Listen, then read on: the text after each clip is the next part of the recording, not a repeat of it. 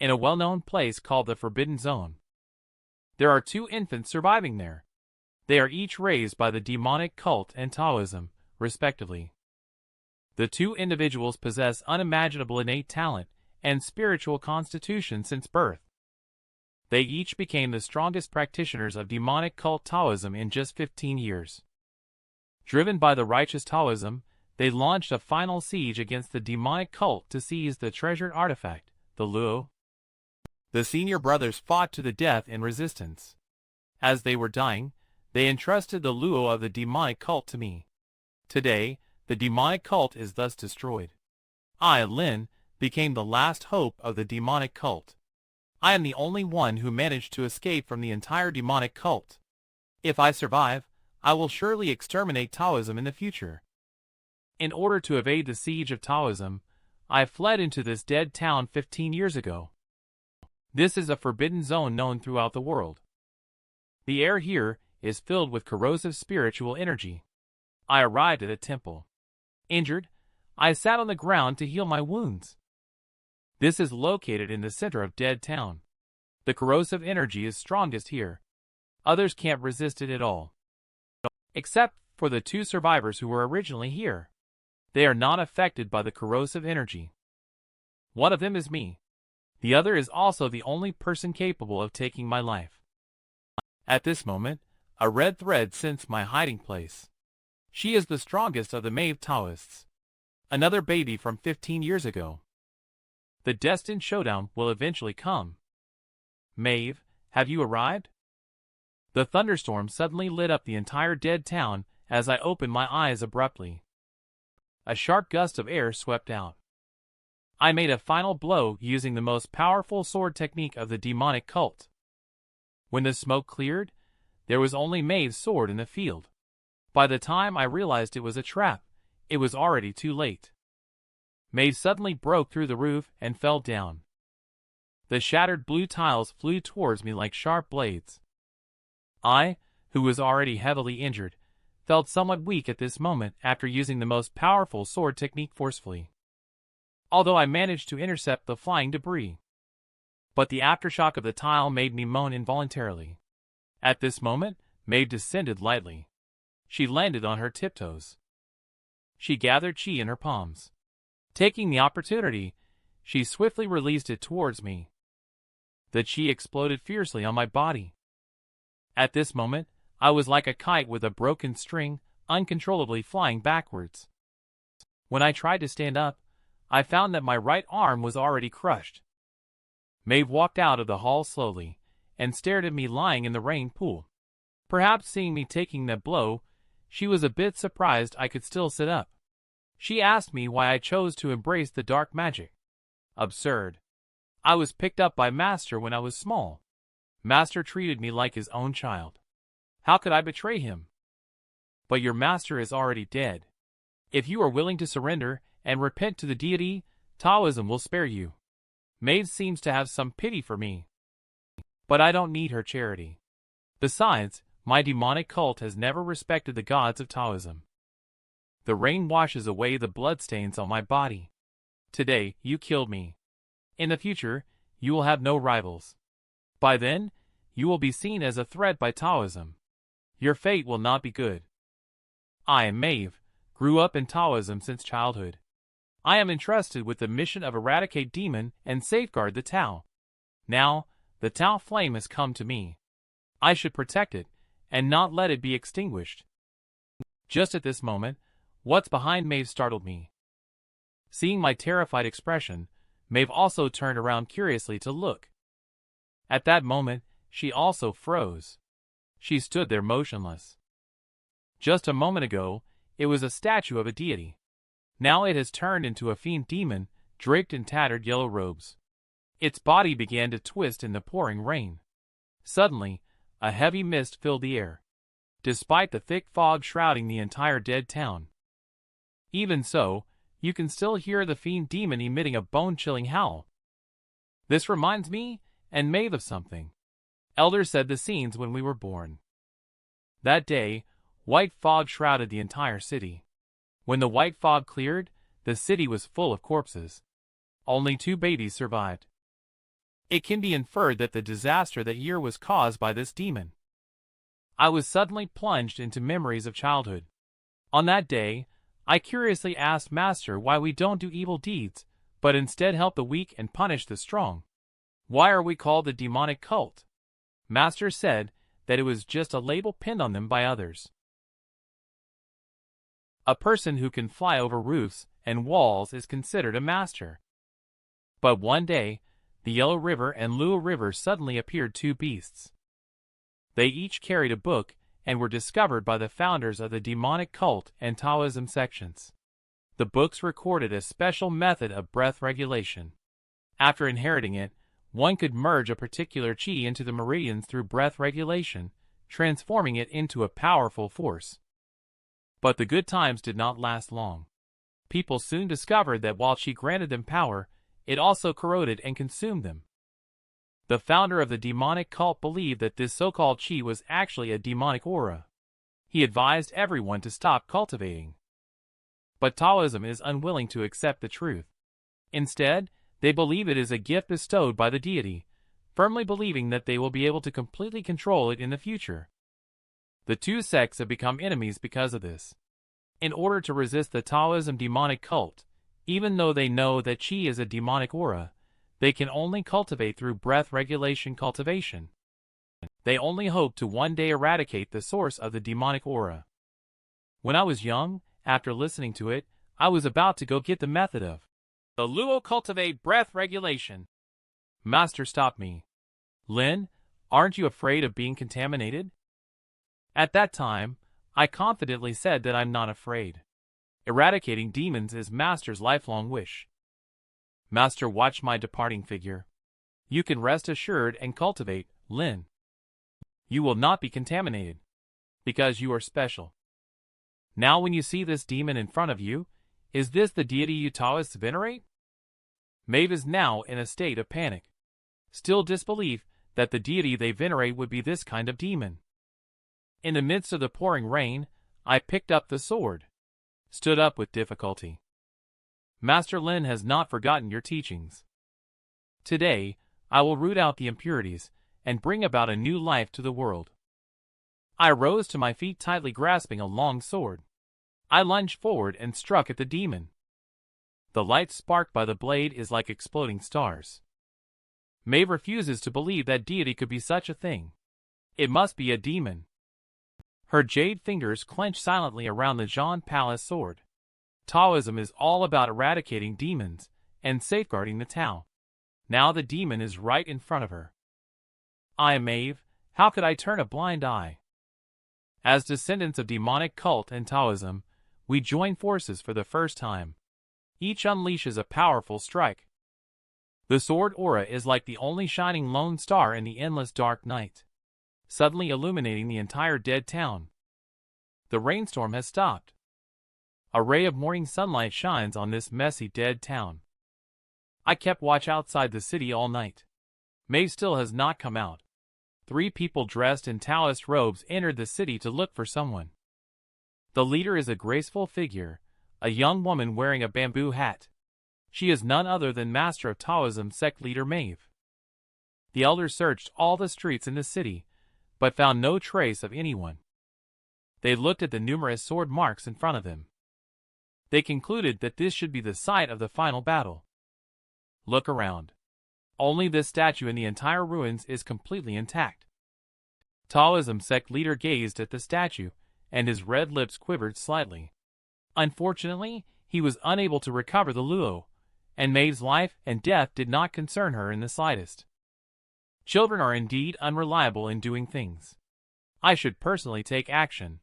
She turned her head, and still appeared indifferent. She told the elder, who had come with her, to go back. She knew what the elders were thinking. Taoism sect leader stated that Maeve had not died. Intimidated by the sect leader's authority, the elders dared not pursue further questioning and gave up on the search. They followed the sect leader and left this land of right and wrong. When they returned, the eyes veiled by curtains glanced back at the statue. The chill revealed karmic obstruction.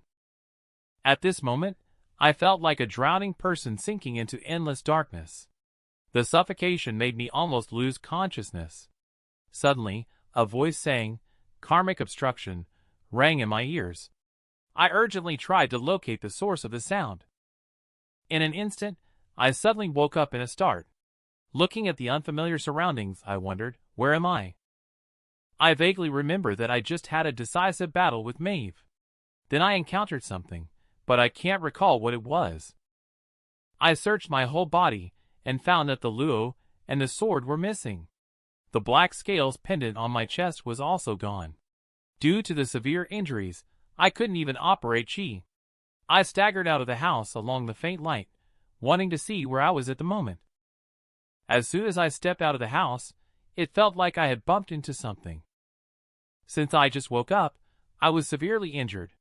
My weak and feeble body quickly fell to the ground. I opened my eyes in a daze. The backlight was shining into my eyes. I only saw a strand of white hair. Was I saved by a white-haired old lady?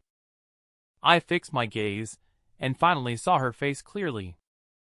Underneath the snow-white hair was actually a delicate young face of the girl. The girl tidied her thin hair and asked me to follow her to meet the true immortal. White-haired girl walked ahead. I followed her to a wooden corridor and suddenly saw that outside the corridor was a deep cliff with no bottom in sight. The girl said that this place is Shaman's Blessing Lake, and recently, more than half of the lake water has inexplicably evaporated. The sunken ancient courtyard has been revealed. But I have never heard of this place name. I recall Master mentioning that our world is not the only one. Could it be that I have arrived in another world? The girl suddenly tugged at me, which brought me back to my senses. We soon arrived in front of an ancient wooden pavilion. The two bronze beasts at the entrance gave off a creepy vibe. I walked inside the dimly lit wooden pavilion with her, where only a faint candlelight illuminated the interior of the wooden pavilion. I saw a Taoist holding a stone in his left hand and a wooden sword in his right hand, seemingly performing some kind of ritual. In the light of the candle, the Taoist's face, marked with traces, appeared particularly eerie. True Immortal handed the stone to the young boy kneeling in front of him. He asked for the person's full name and surname. Have you ever been married? Have you ever had sexual relations? The young boy tried to conceal the truth and answered that he had never been married. As soon as his words fell silent, the stone held in the palm suddenly buzzed. The wooden sword lifted the sleeve of the young boy, revealing a particularly distinct black and purple fine line. Lies. You have been contaminated by evil objects. Death penalty. True Immortal pierced the boy's chest with a wooden sword in an instant. His speed of sword technique was so fast that even I couldn't see it clearly. It's white-haired girl's turn for the test soon. The girl holds a stone in her hand. My name is Hazel, never been married. When it comes to first sexual experience, her words falter. She suddenly looked at me beside her. My first time was at the age of 18. True Immortal was a little confused. He only found out that Hazel is 14 years old after asking. The knowledgeable True Immortal did not continue to ask more questions. He picked up his pen to record. It seemed as if he had seen her spiritual constitution. When it was my turn to step forward for the test, everything was normal. But just as I handed back the rock, I vaguely saw something squirming. The window was covered with a dark shadow. The thing had crimson pupils. It revealed sharp teeth as if laughing. True Immortal suddenly scolded me. His gaze sharp, he asked me what I was looking at. The thunderstorm raged down. It seems that only I could see the thing in the field. I forced myself to calm down. Calmly, I told True Immortal about the heavy rain falling. At this moment, True Immortal also harbored doubts. This kid. Could it be that he saw my inner demon? But looking at my calm appearance doesn't seem like he saw anything. Perhaps he's overthinking it. True Immortal is the chief worshipper of the Witch clan. When cultivating at Cloudy Peak, he can be called True Immortal Cloud. He dispersed the crowd in the field, leaving only the four of us. Tell me why we have come here. At the bottom of Shaman's Blessing Lake lies the guardian deity revered by the Witch clan.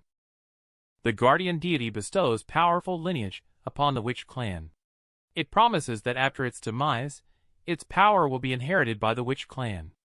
In exchange, members of the witch clan must guard the deity by the lake for generations. The guardian deity once prophesied that its life could extend until next year. But 10 days ago, he was killed. 10 days ago, lightning pierced the sky. The water of Shaman's blessing lake evaporated in large quantities, forming an unprecedented white mist. After the white mist dispersed, the people of Witch Clan discovered that there were 2 extremely deep sword marks added to the statue. Subsequently, they discovered the hidden divine path next to the statue. The Witch Clan decided to have the eldest young master, second young master, and third miss enter to explore and inherit the power of the deity. And we 4 were the ones chosen by the altar. Half a month later, 3 of us will serve as acolytes to protect the Witch Clan and enter the divine abode together to obtain divine power. If all goes well, we may even gain the power to ascend to the realm between humanity and divinity. After saying the words, "Leaving tomorrow to personally teach us magic," the candlelight extinguished and True Immortal Cloud disappeared without a trace. A chilly wind blew as the Witch Clan's grand mansion stood before you, with a short old man holding an umbrella at the doorstep. Walking towards you was none other than True Immortal Cloud. The old man spoke. "Shaman found a sword at the cliff below. A sword of mortals." Comparing the sword marks left by the statue, they realized that the sword was highly likely the weapon used to kill the guardian deity. True Immortal Cloud was suddenly shocked when he heard this. What a person the swordmaster must be if a mere mortal sword could slay a deity. I am currently in the room trying to operate Chi, but my injury is too severe. It's so severe that even Chi cannot recover. It seems like I must quickly retrieve my sword. Fatal testimony.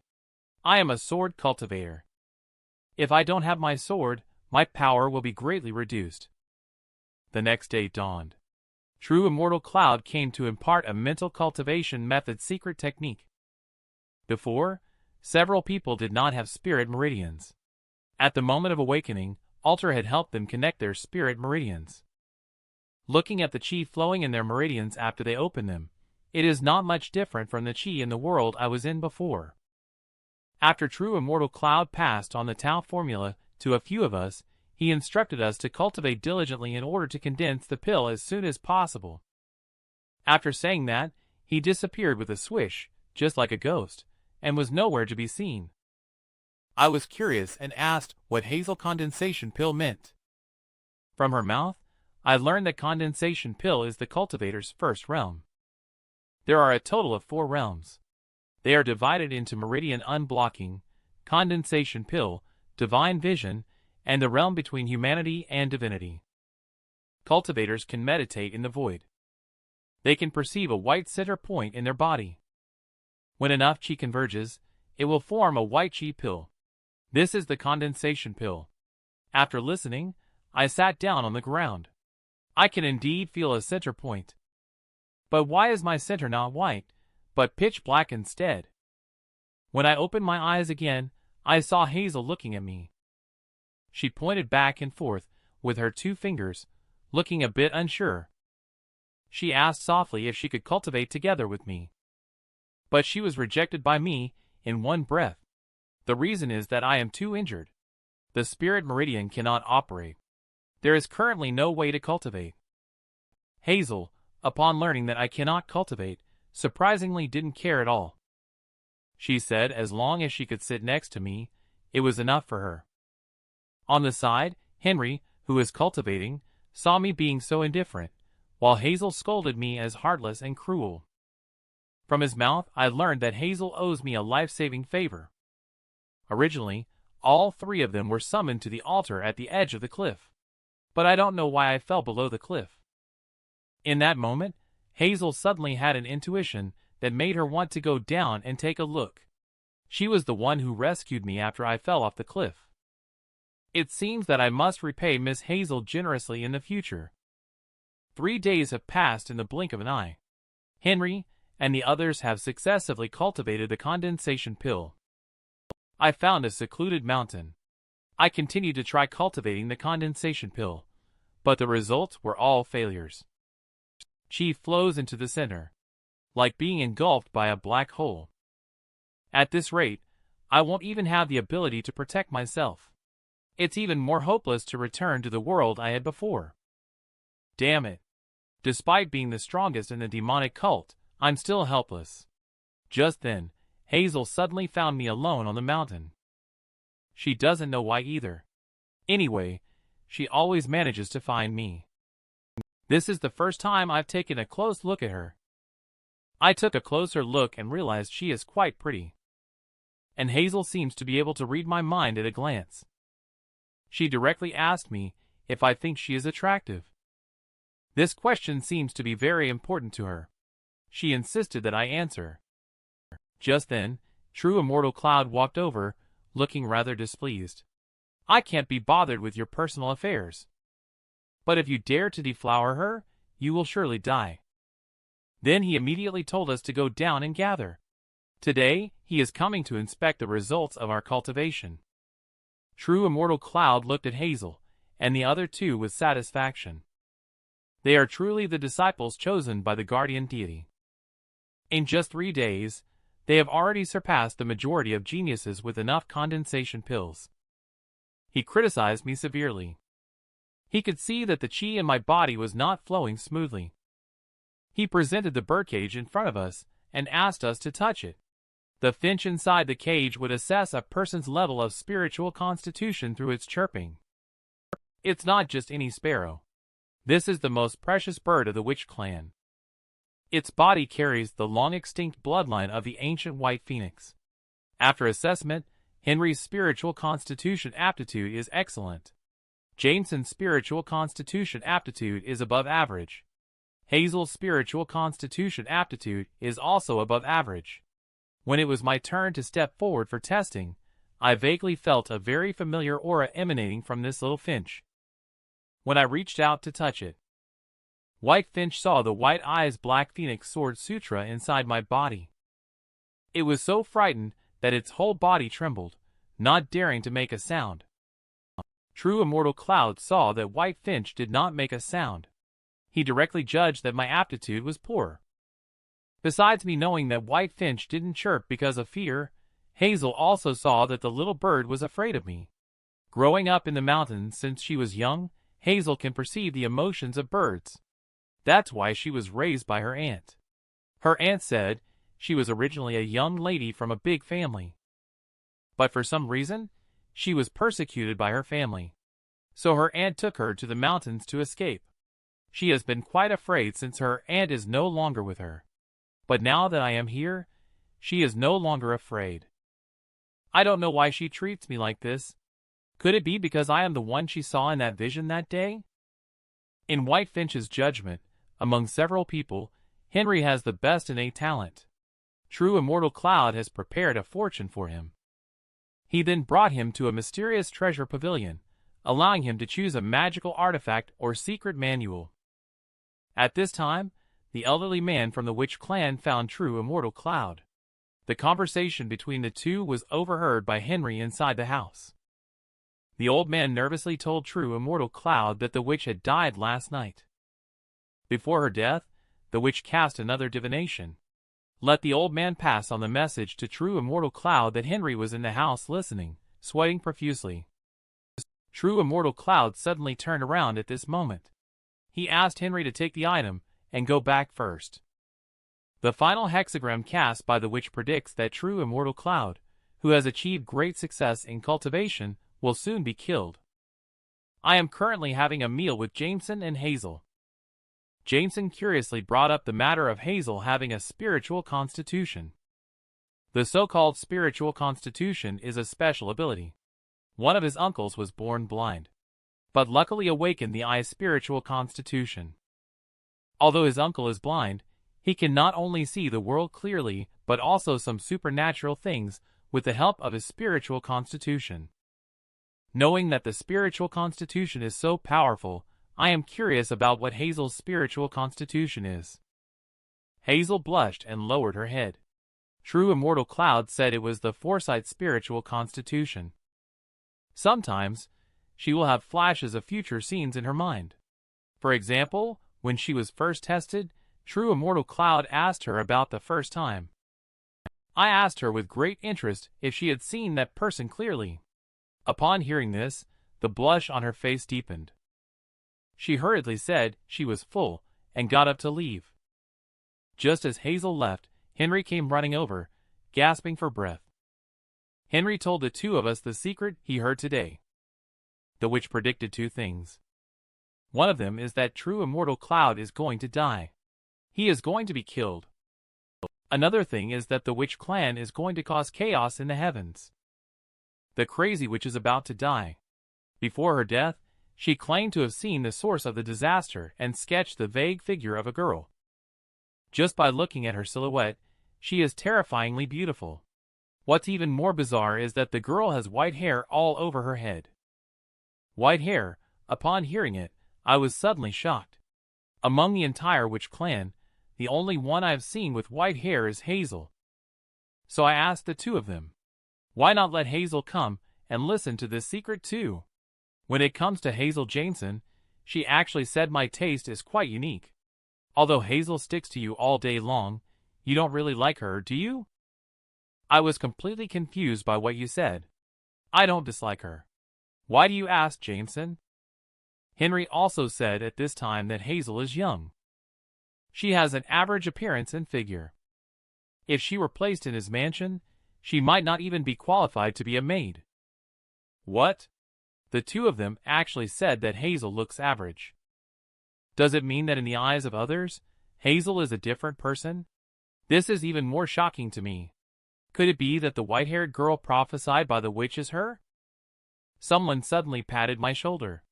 I turned around to look, and it was Hazel. What are you guys whispering about secretly? Looking at her appearance, even I would be moved. But the vigorous Henry and Jameson show no interest in her. I finally understand why she asked me if she was pretty at that time. Was she testing me with such a question? I have to find a way to get out first before doing anything else. Then, I immediately doubled over in pain, pretending to feel unwell due to a recurring old injury, and collapsed to the ground. Henry and a few others quickly helped me back to the room to rest. Hazel touched my forehead and told me to take care of my injury and not to practice Cultivate anymore. Soon after, she went outside to help me boil some hot water. Just when I thought I had deceived everyone, Jameson saw through my act of pretending to be sick on purpose.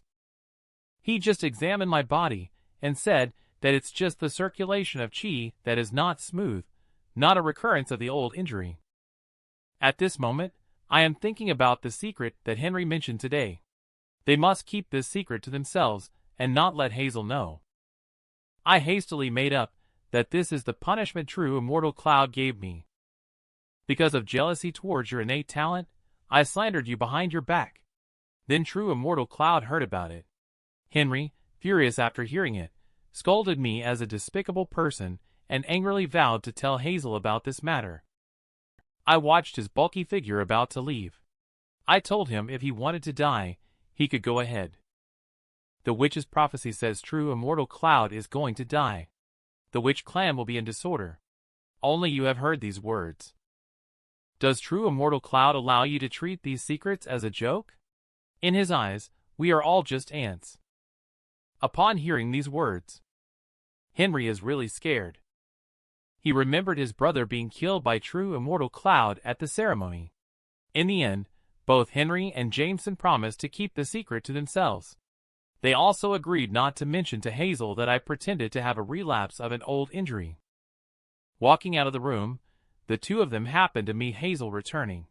Hazel frowned, wanting to ask what they had talked about when they were together earlier. Henry and the others calmly said they didn't talk about much, just shared some stories. Little did they know that Hazel behind them had a momentary murderous intent. I lay on the bed, lost in thought. No, I have to put on a show to dispel her suspicions. That's the only way I'll be safe. Just then, Hazel walked in carrying the cold water. I circled my arm around her waist with one hand and gently held her hand with the other. I was surprised that Hazel didn't resist either. Her delicate face slightly flushed. Her watery eyes gazed at me. She looked at me without saying a word. She bit her lip. What's wrong with you after all? Took a deep breath. I put on a serious look. I thought I was going to die just now. So all I could think about was you. I'm so afraid of losing you. Hazel would never easily believe such absurd and bizarre remarks about her dressing modestly and not being pretty. How could she compare to the real fairies outside? Looking at her like a tender narcissus, pristine without a speck of dirt, I firmly told her, "You are beautiful in my heart." Hazel squinted her eyes, pretending to be angry, and said, "So what you mean is, I am not beautiful if I am not in your heart." She then let out a light hum, saying I was slick-tongued, and suggested that I should focus on recovering from my injury. Without a glance back, she walked out the door. She casually closed the door, not giving me a chance to explain. Leaning against the wooden door, the angry expression on her face slowly faded away. A slight smile unconsciously formed at the corner of her lips. The next day, when I woke up, I found that yesterday when I pretended to be sick, Jameson's exploration of my chi actually promoted the healing of my injury. It seems like I can trick others into using their chi to heal myself again. I thought about the reason why White Finch was afraid of me that day during the test. Is there any connection between White Eye's Black Phoenix Sword Sutra and White Finch? Master said that Black Phoenix is the lord of the Void Realm. It is born from water, taking shape when it encounters the wind, bathed in the thunder of the heavens and the fire of the earth, taking them as wings. When I asked Master whether this is a myth, why is there no record of it in the classic of mountains and seas? Master said, "A true deity will not be confined within human words, because it is one of the original symbols itself. Here are water, wind, thunder, fire, cloud, and light. After cultivating through the 6 layers in front of him, he will be able to possess the power to control these elements. The power of breaking the void, nirvana, and erasing the shadow in the 3 layers behind him is immeasurable. But I have already reached the 8th layer. Not to mention breaking the void or nirvana, I don't even sense the power of the first 6 realms. I have been stuck at the 8th layer for a long time, and have been unable to break through. Unexpectedly, in these few days, I have felt the bottleneck loosening slightly. If I can break through to the 9th layer, I believe I will be able to protect myself in this world." Hazel, who brought me food, happened to see me cultivating. Because it didn't seem like the mental cultivation method Tao formula taught by True Immortal Cloud, she curiously asked me what I was cultivating. When I said that I was practicing the Sword Sutra that Master gave me, Hazel seemed surprised that I would understand the Sword Sutra. In this world, the Sword Sutra is a very powerful and precious thing. Because the evil god of the sea and the dragon corpse deep in the earth have been invading the human race. They almost forced out the Dharma body left by the ancestors of the human race. They are the biggest enemies of the human race. They must use swords engraved with divine patterns or ancestral seals to kill them. Hazel eyes have different colors. Ask me what the Sword Sutra is called. Looking at her with snow-white hair in front of me, I renamed White Eye's Black Phoenix Sword Sutra. It is now called White Snow, Flowing Cloud Sword Sutra. Hazel blushed slightly after hearing it. She thought the name was quite picturesque. In addition, this is a sect secret that cannot be passed on, so I can only hide in the room to cultivate. After Hazel listened, she kept asking me, why am I willing to tell her this secret? Is it because I don't regard her as an outsider? Her gaze was fixed on me, wanting to get an answer. Seeing her like this, I used the Sword Sutra as bait, pretending to ask her if she was interested in this set of Sword Sutra. Hazel is a little shy. She quietly said she is not particularly interested. Since you are not interested, forget it. Hazel listened but became anxious. You said this was a secret that should not be passed on. Are you going to break the family rules and teach me anyway? Of course, I can accept disciples on behalf of my master. Once you join my sect, you will be my junior sister. then I can legitimately pass on the Sword Sutra to you. When I think about being your junior sister Hazel, I seem to resist it a bit. I don't want to be your junior sister. But after a struggle in her mind, in order to learn the Sword Sutra, she blushed and called me senior brother. Since she has called me that, before teaching her the Sword Sutra, we decided to have a friendly match first. Hazel has assumed a good stance. Senior brother should be careful. I am very strong. She launched a fierce attack against me with light footsteps. Relying on my instinct, I responded to her moves. She always manages to defend against me. Hazel seems to have underestimated me a bit. I counterattacked. Hazel was startled and quickly threw a punch at me. Dodging the punch, I countered by giving her a strong push on the shoulder with Iron Mountain Palm, catching her off guard and causing her to lose balance and fall backward. She lay on the bed looking somewhat bewildered. She hadn't even realized how she had lost yet. Senior brother is really amazing. Her competitive spirit is once again aroused. She uses even more sharp moves, bull rushing towards me. But the result is the same. Her seemingly impenetrable offense. I can always find her weak spots, resulting her attacks time and time again. In Hazel's world, swordsmanship and magic are dominant, while martial arts are underestimated and ranked last. But in my original world, there was originally no cultivation. People focused on cultivating their own physical bodies. The martial arts that have been passed down. They are all techniques developed between life and death. And I had already mastered these peak martial arts practices before the age of 7. Although Hazel's moves are ruthless, she still falls short in pure hand-to-hand combat. She, who never easily concedes defeat, her eyes flashing with a fierce light, charges towards me once again with anger. Seeing such a fierce junior sister, I decided to teach her a lesson. I hit the branch in my hand towards her back. The moment the scene fell silent, I realized that I had acted too heavily. Hazel bit her lip. She raised her slightly red eyes and stared back at me. Seeing her expression like this, when she pounced at me again, I did not choose to dodge. Her disheveled snowy hair fell as she pounced into my arms, like this. Her fists kept beating on my chest. I could only give in and comfort her by saying, "Junior sister, be good. It was senior brother's fault." Hazel, who was leaning against my chest, seemed to have calmed down a bit. She asked why I didn't fight back just now, and I couldn't help teasing her. Junior sister is acting coquettish. How can I bear to lay a hand on her? These words caused Hazel to blush in shyness. Although there was still some unwillingness in her heart, she still admitted defeat. At the same time, she was a little puzzled as to why senior brother was so powerful. The techniques I just used all come from the Sword Sutra, so naturally you are no match for me. If I complete the White Snow, Flowing Cloud Sword Sutra, can I be as powerful as senior brother? Of course, and you will be even stronger than me, seeing how I trust you to impart the sect's secret manual. Hazel thought. She probably doesn't need to doubt me anymore. After dispelling her doubts, Hazel sincerely thanked me and expressed that she would practice diligently. Seemingly thinking of something, she curiously inquired about the location of our sect. The sect is right here. I was brought here by altar before. The sect has been destroyed by a hostile faction. I am the only one left alive. So wherever I am, that's where the sect is. So that's how it is. Hazel clenched her fists after hearing it. Now senior brother is not alone.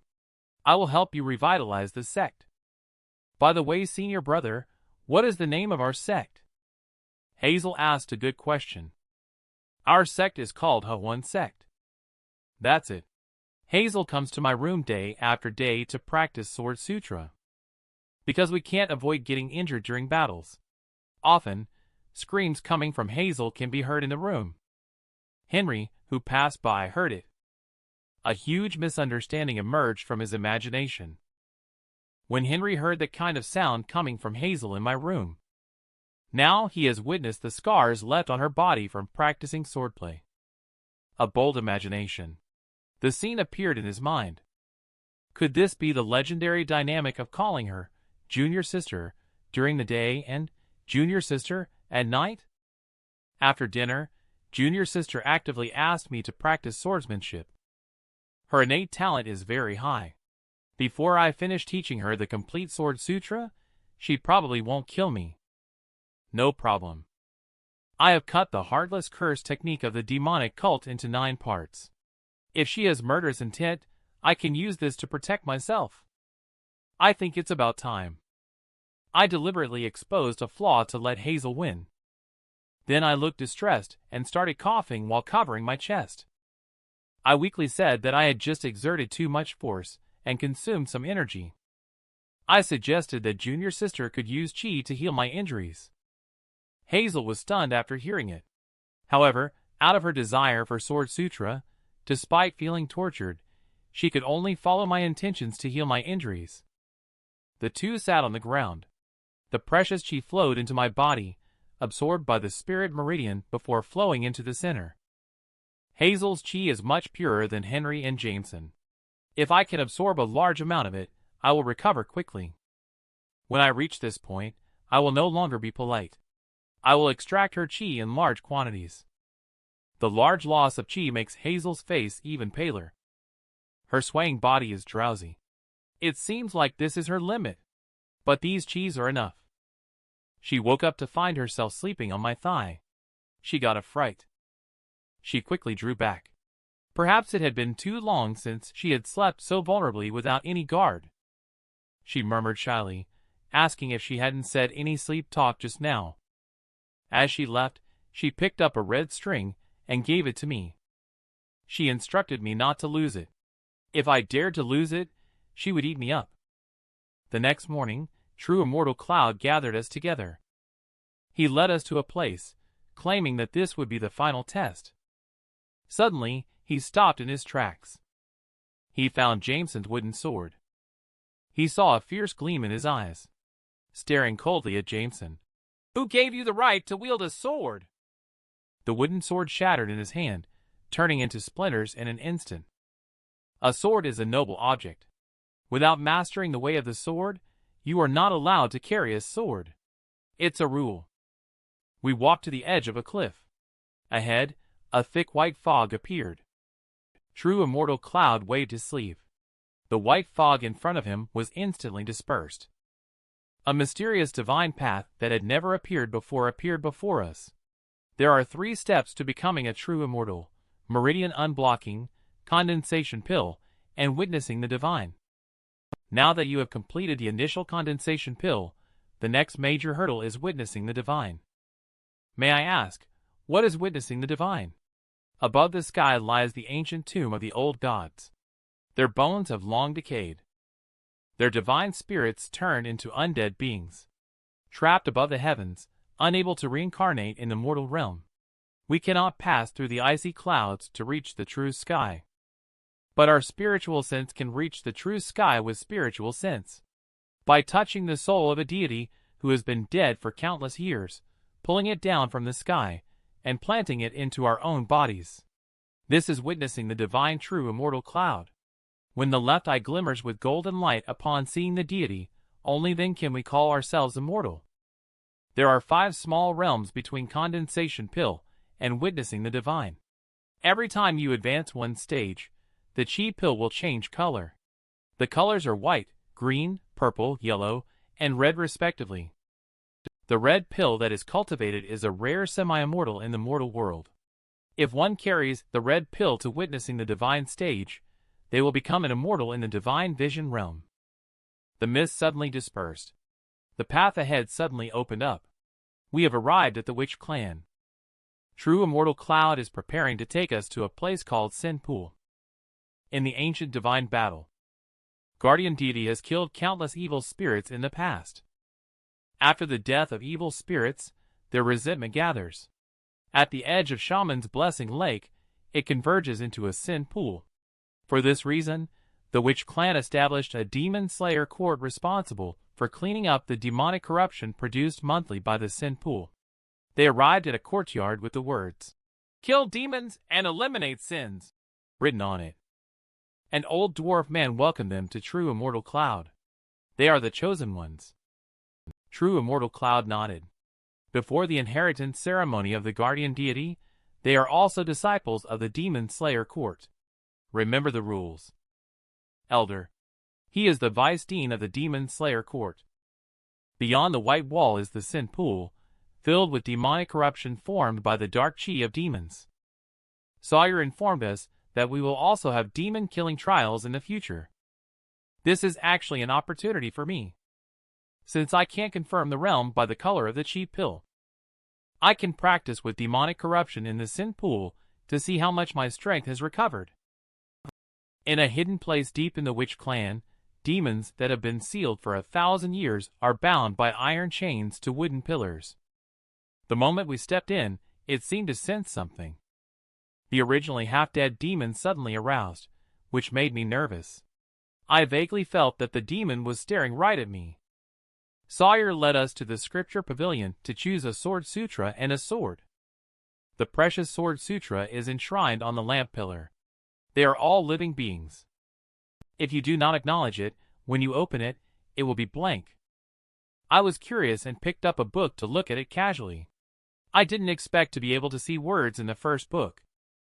I continued to browse, and found that there were still words. I could read 10 lines at a glance. I quickly flipped through the pages. I wrote down all its contents. As soon as I entered the sword pavilion, I felt a strong scent hitting me.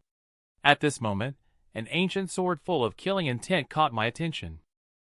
The wooden sign next to the sword indicates that this sword sutra has passed through 2 generations of owners. However, both owners had short lives. It seems to be a malevolent sword, but I have the Black Phoenix protecting me. I'm not afraid of any malevolent sword overpowering its owner. This sword is quite similar to the fatal testimony that Master passed down to me. Just as I was about to draw the sword, a strange palpitation suddenly descended upon me. Ever since I entered the sword pavilion, I have always felt something calling out to me. Following its guidance, I walked towards the depths of the dark long corridor. At the end of the path, I saw a sword. The sword's body was as clear and bright as water. The sword's hilt was engraved with divine runes. I suddenly realized that it was none other than Maeve's John Palace sword. Why would her paired sword appear in the Witch Clan's sword pavilion? An emaciated old man sat in a chair. He sat motionless, gazing down at everything in the Witch Clan. This person is the Witch Clan patriarch. Has he inquired about the origin of that sword? True Immortal Cloud suddenly appeared on the scene.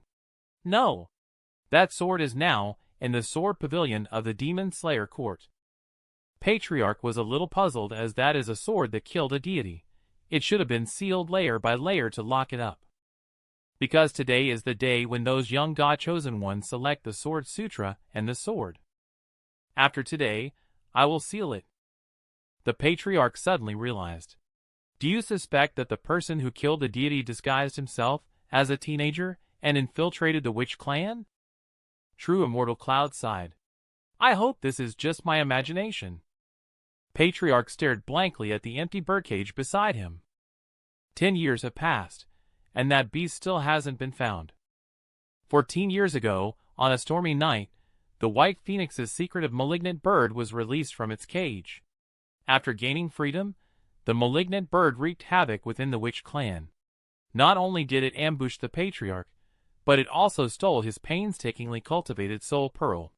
With the loss of the soul pearl, his cultivation achievements greatly declined.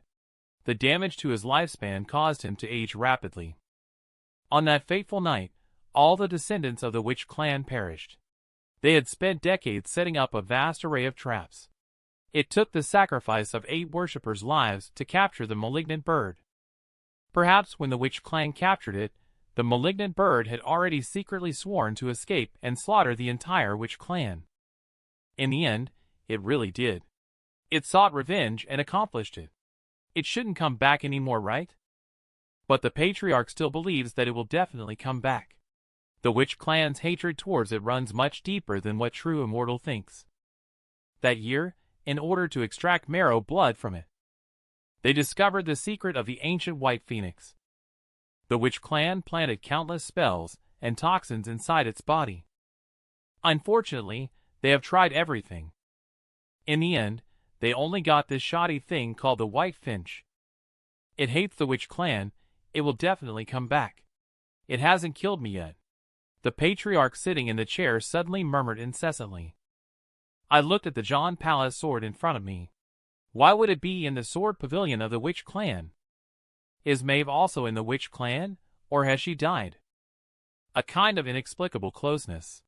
It makes me can't help but want to touch it. Just as I was about to touch the sword hilt, a strong sense of killing intent burst out from behind me. I don't know when, but Sawyer appeared silently behind me. His eyes glinted with hostility as he questioned me. Can you touch this sword? Filled with murderous intent, he asked me if I could touch this sword. Urgently, he pressured me to pick it up immediately. It seemed that if I refused, he would not hesitate to attack me. I had no choice. Even though I hate the feeling of being unable to control my own life and death, I could only grit my teeth and grab the hilt of the sword. At the same time, I prepared to fight for my life. I had just touched the sword hilt when the sword suddenly rang out loudly. An invisible sword energy instantly shook me away. I could feel the long sword resisting me just now. Sawyer still doesn't believe, thinking I'm pretending to act with him. He only saw him take out a true word stone and hold it. Answer me again. Is this your sword? This is not my sword. The appearance of this sword is clearly designed for a woman's use. It couldn't possibly be mine. The true word stone remained silent. It proves that I did not lie. The murderous aura on Sawyer, the woman, has dissipated by half. He nodded and then disappeared. It seems that the witch clan has been constantly investigating the whereabouts of its owner. Why did the John Palace sword appear here? Where did my fatal testimony sword go? Remembering Sawyer said that sword. It was found below the altar cliff. Didn't I also fall off the altar at that time?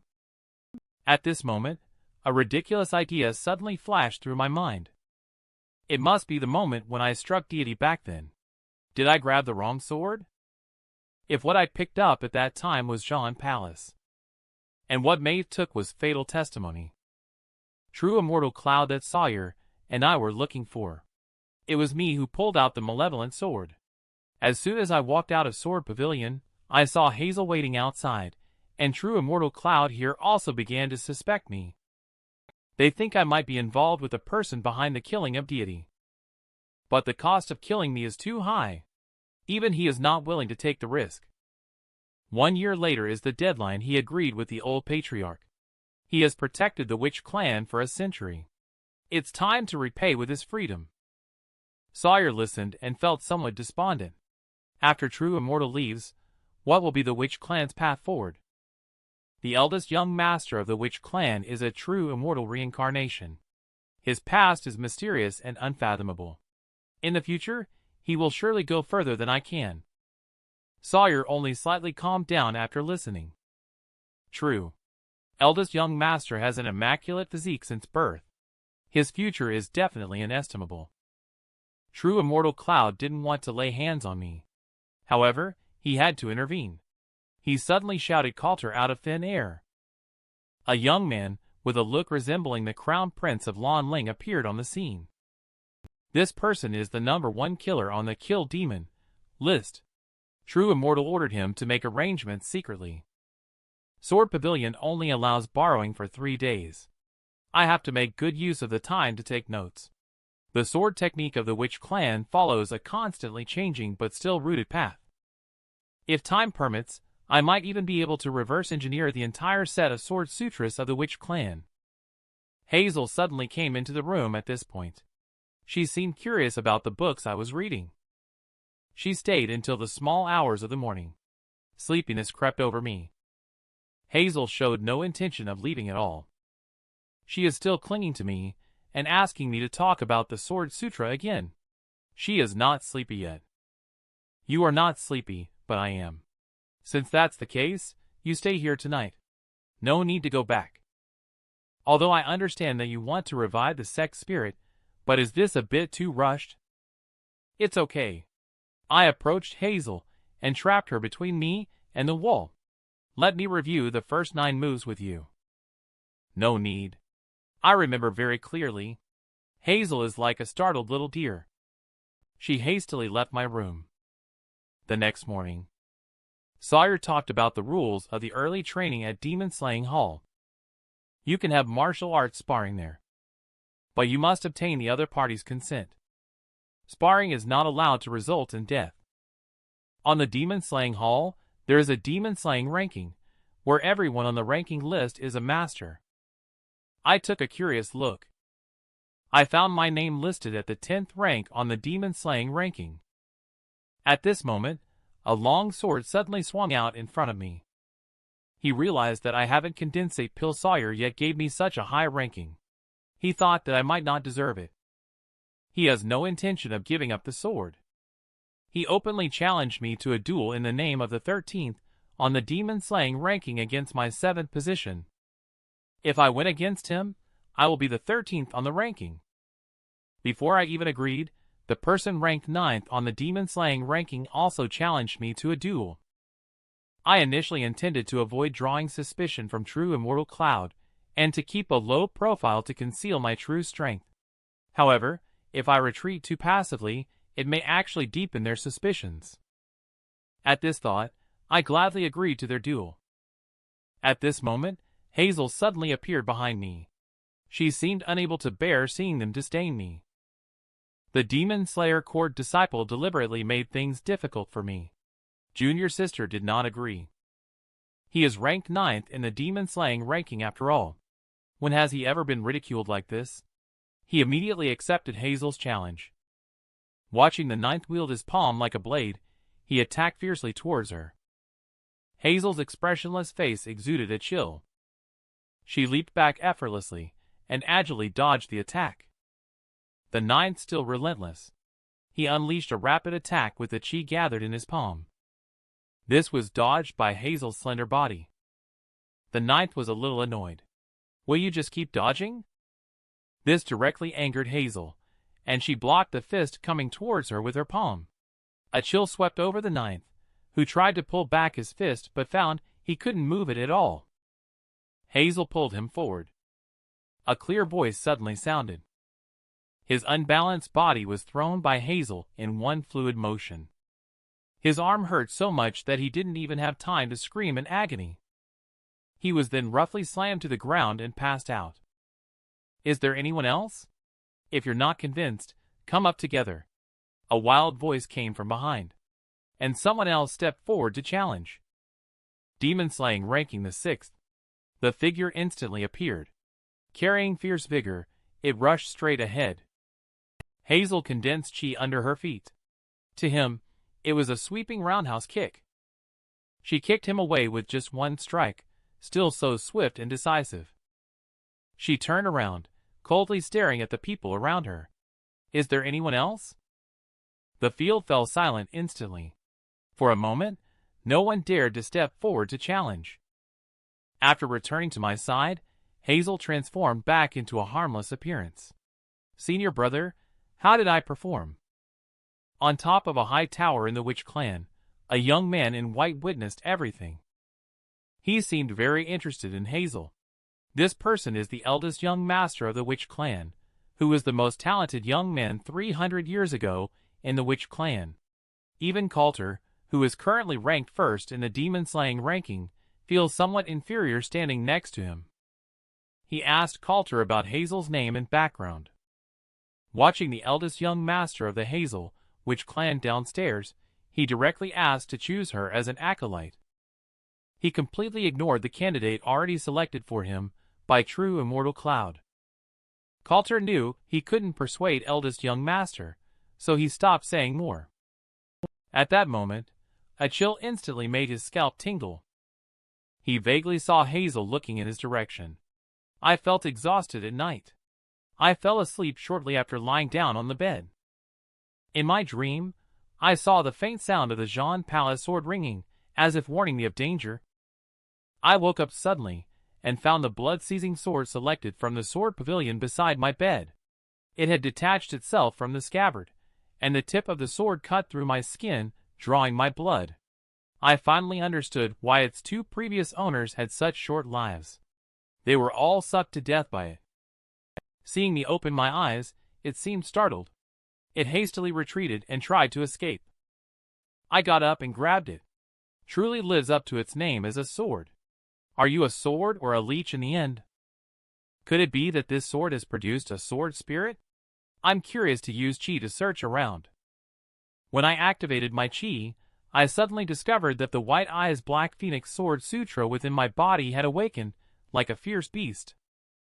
Chi surged out from the spirit meridian. It was as if a pair of white eyes suddenly opened, concealed within the sword, appearing formless. This is the blood demon's young blood droplet. When the Sword Sutra approached it, it seemed to be filled with fear and began to tremble incessantly. This should be a demon sealed within this sword, attempting to gain power by sucking blood. It senses that I am going to eradicate it. The blood demon cast a series of strange spells. The spell feels like a poison, trying to invade my mind and control my consciousness. But I have the Sword Sutra protecting me. I am not afraid of such tricks when I have the upper hand. However, just as I gained the advantage, the sound of a door opening behind me distracted me. Seizing the opportunity, the spell struck back. The person who entered through the door extended sharp hands and rushed towards me. This is exactly what Sawyer thought, that I was possessed by evil spirits. He immediately temporarily blocked my meridians. Fortunately, he did not take advantage of the situation. That's why I was able to destroy the spell that invaded my mind. It can be seen from this that Sawyer has been watching me. He found out that I have been cultivating other secret mental cultivation methods. I can only truthfully say that this was taught to me by a sect in the past. Sawyer's eyes were fixed on me. But the Luo's secret is to touch the Luo's pages to inherit. It can't be recited orally. I can only say that I can't remember the secret manual. Sawyer grabbed my shoulder violently and asked me when he heard it. You claim to cultivate using this as a mental cultivation method, but tell me you can't remember. His 5 fingers tightened even more. I said that I couldn't memorize the verbal instructions because that mental cultivation method is special. But you can go and see for yourself. On that day, I woke up from the witch clan and found that the mental cultivation method that I had been carrying with me at all times was missing. It should be in true immortal cloud. After he probed my spirit meridian, there was nothing but pitch black, with nothing else. He then loosened his grip on my arm and stopped. He thought to himself that if I couldn't even reach the condensation pill level, I probably wouldn't possess a very strong ancient technique. Just now, when Sawyer infused chi into me, I felt something light and dark rotating inside my body. This is the first time I have felt my own chi pill, which is a black chi pill. According to what True Immortal Cloud said, chi pills are not only white or red. Why is mine black then? Sawyer immediately asked me about Hazel's situation. Hazel's voice happened to come from outside the door. This made Sawyer even more puzzled. Why didn't he notice Hazel approaching at all? Hazel opened the door and walked into my room. Sawyer had long disappeared. Not sure where he was hiding. Hazel sat on my bed with a smile and said she had come to review the Sword Sutra with me. I was suddenly terrified. Please don't speak indiscriminately. The secret of the White Eyes Black Phoenix Sword Sutra. Under no circumstances should Sawyer find out. Now I can only try to salvage the situation. I picked up the Sword Sutra borrowed from the scripture pavilion and tried to remember where I left off last time. My eyes signaled Hazel to pick up where I left off. I probably talked about the 3rd defensive technique of the turtle defense skill. This silly senior brother is quite forgetful. I met Hazel's cunning gaze. It turns out Hazel has always known there are other people in the room. Sawyer hasn't noticed anything abnormal. Hazel stayed in my room until late at night. Weisstein and Hazel are not easy to deal with. The next morning's early training. Hazel slyly asked me with a wink if last night was exciting. Judging by her appearance, she must have been watching the show outside early on. When Sawyer shifted the conversation to her, she finally decided to show up. I came with her to the Foundation Training Hall, which is a place to practice lightness skill. Here, all facilities are the top choice for practicing footwork. Especially the Blade Mountain, I'm sure only masters of lightness skill can pass through it. Hazel couldn't wait to try after listening, and immediately took off her shoes. She walked lightly on Blade Mountain. She opened her arms to maintain balance, saying that Blade Mountain is not bad. Other facilities are too simple. Should be improved. She looks more like a young lady inspecting the family's territory. What is senior brother joking about? I never had the life of being a young lady. Hazel put on a pitiful look to try to get me to go up Blade Mountain as well. I am trapped here. I am exhausted and can't get out. Senior brother can't just stand by and watch, right? Who knows what this junior sister is scheming again? I mentioned her shoes in front of her. Hazel was so angry that she immediately flew swiftly over Blade Mountain and chased after me. You are out now, aren't you? She looked at me fiercely. The news of my fight with Hazel at the Foundation Training Hall quickly spread throughout the Demon Slayer court. They found something unexpected. They saw Hazel sitting on the ground, looking like she had been wronged. Everyone speculated that Hazel did it on purpose. She gave up the 6th ranking on the kill list to her senior brother. After all, they witnessed Hazel's strength yesterday. Everyone suddenly looked at me angrily, thinking that I was useless except for this face. Hazel twisted her wrist, thinking to herself not to be too proud too early. When the Sin Pool test ends tomorrow, she won't need to suppress her power. At that time, I will have plenty of good looks. Tomorrow is our final trial. Senior brother, are you ready? Our final trial? I still don't understand this world. I met a mysterious girl by chance. We are also destined to part ways. I'm ready. The stone gate leading to Sin Pool opens slowly. The true immortal Cloud summons the disciples of the Demon Slayer court to undergo the trial of slaying demons. He gave each of us a jade token that will record the evils we have slain. The more we kill, the different colors the jade token will become. Sin Pool is the final test for the 4 chosen ones among us. The true immortal Cloud wants the 4 of us to act separately, so that he can truly judge our strength. At the time of separation, Hazel asked me to go north. She will meet up with me. I entered Sin Pool, holding Blood Seas, and cut through the thorns blocking the way. I found that Blood Demon had been quiet since that night of aggression.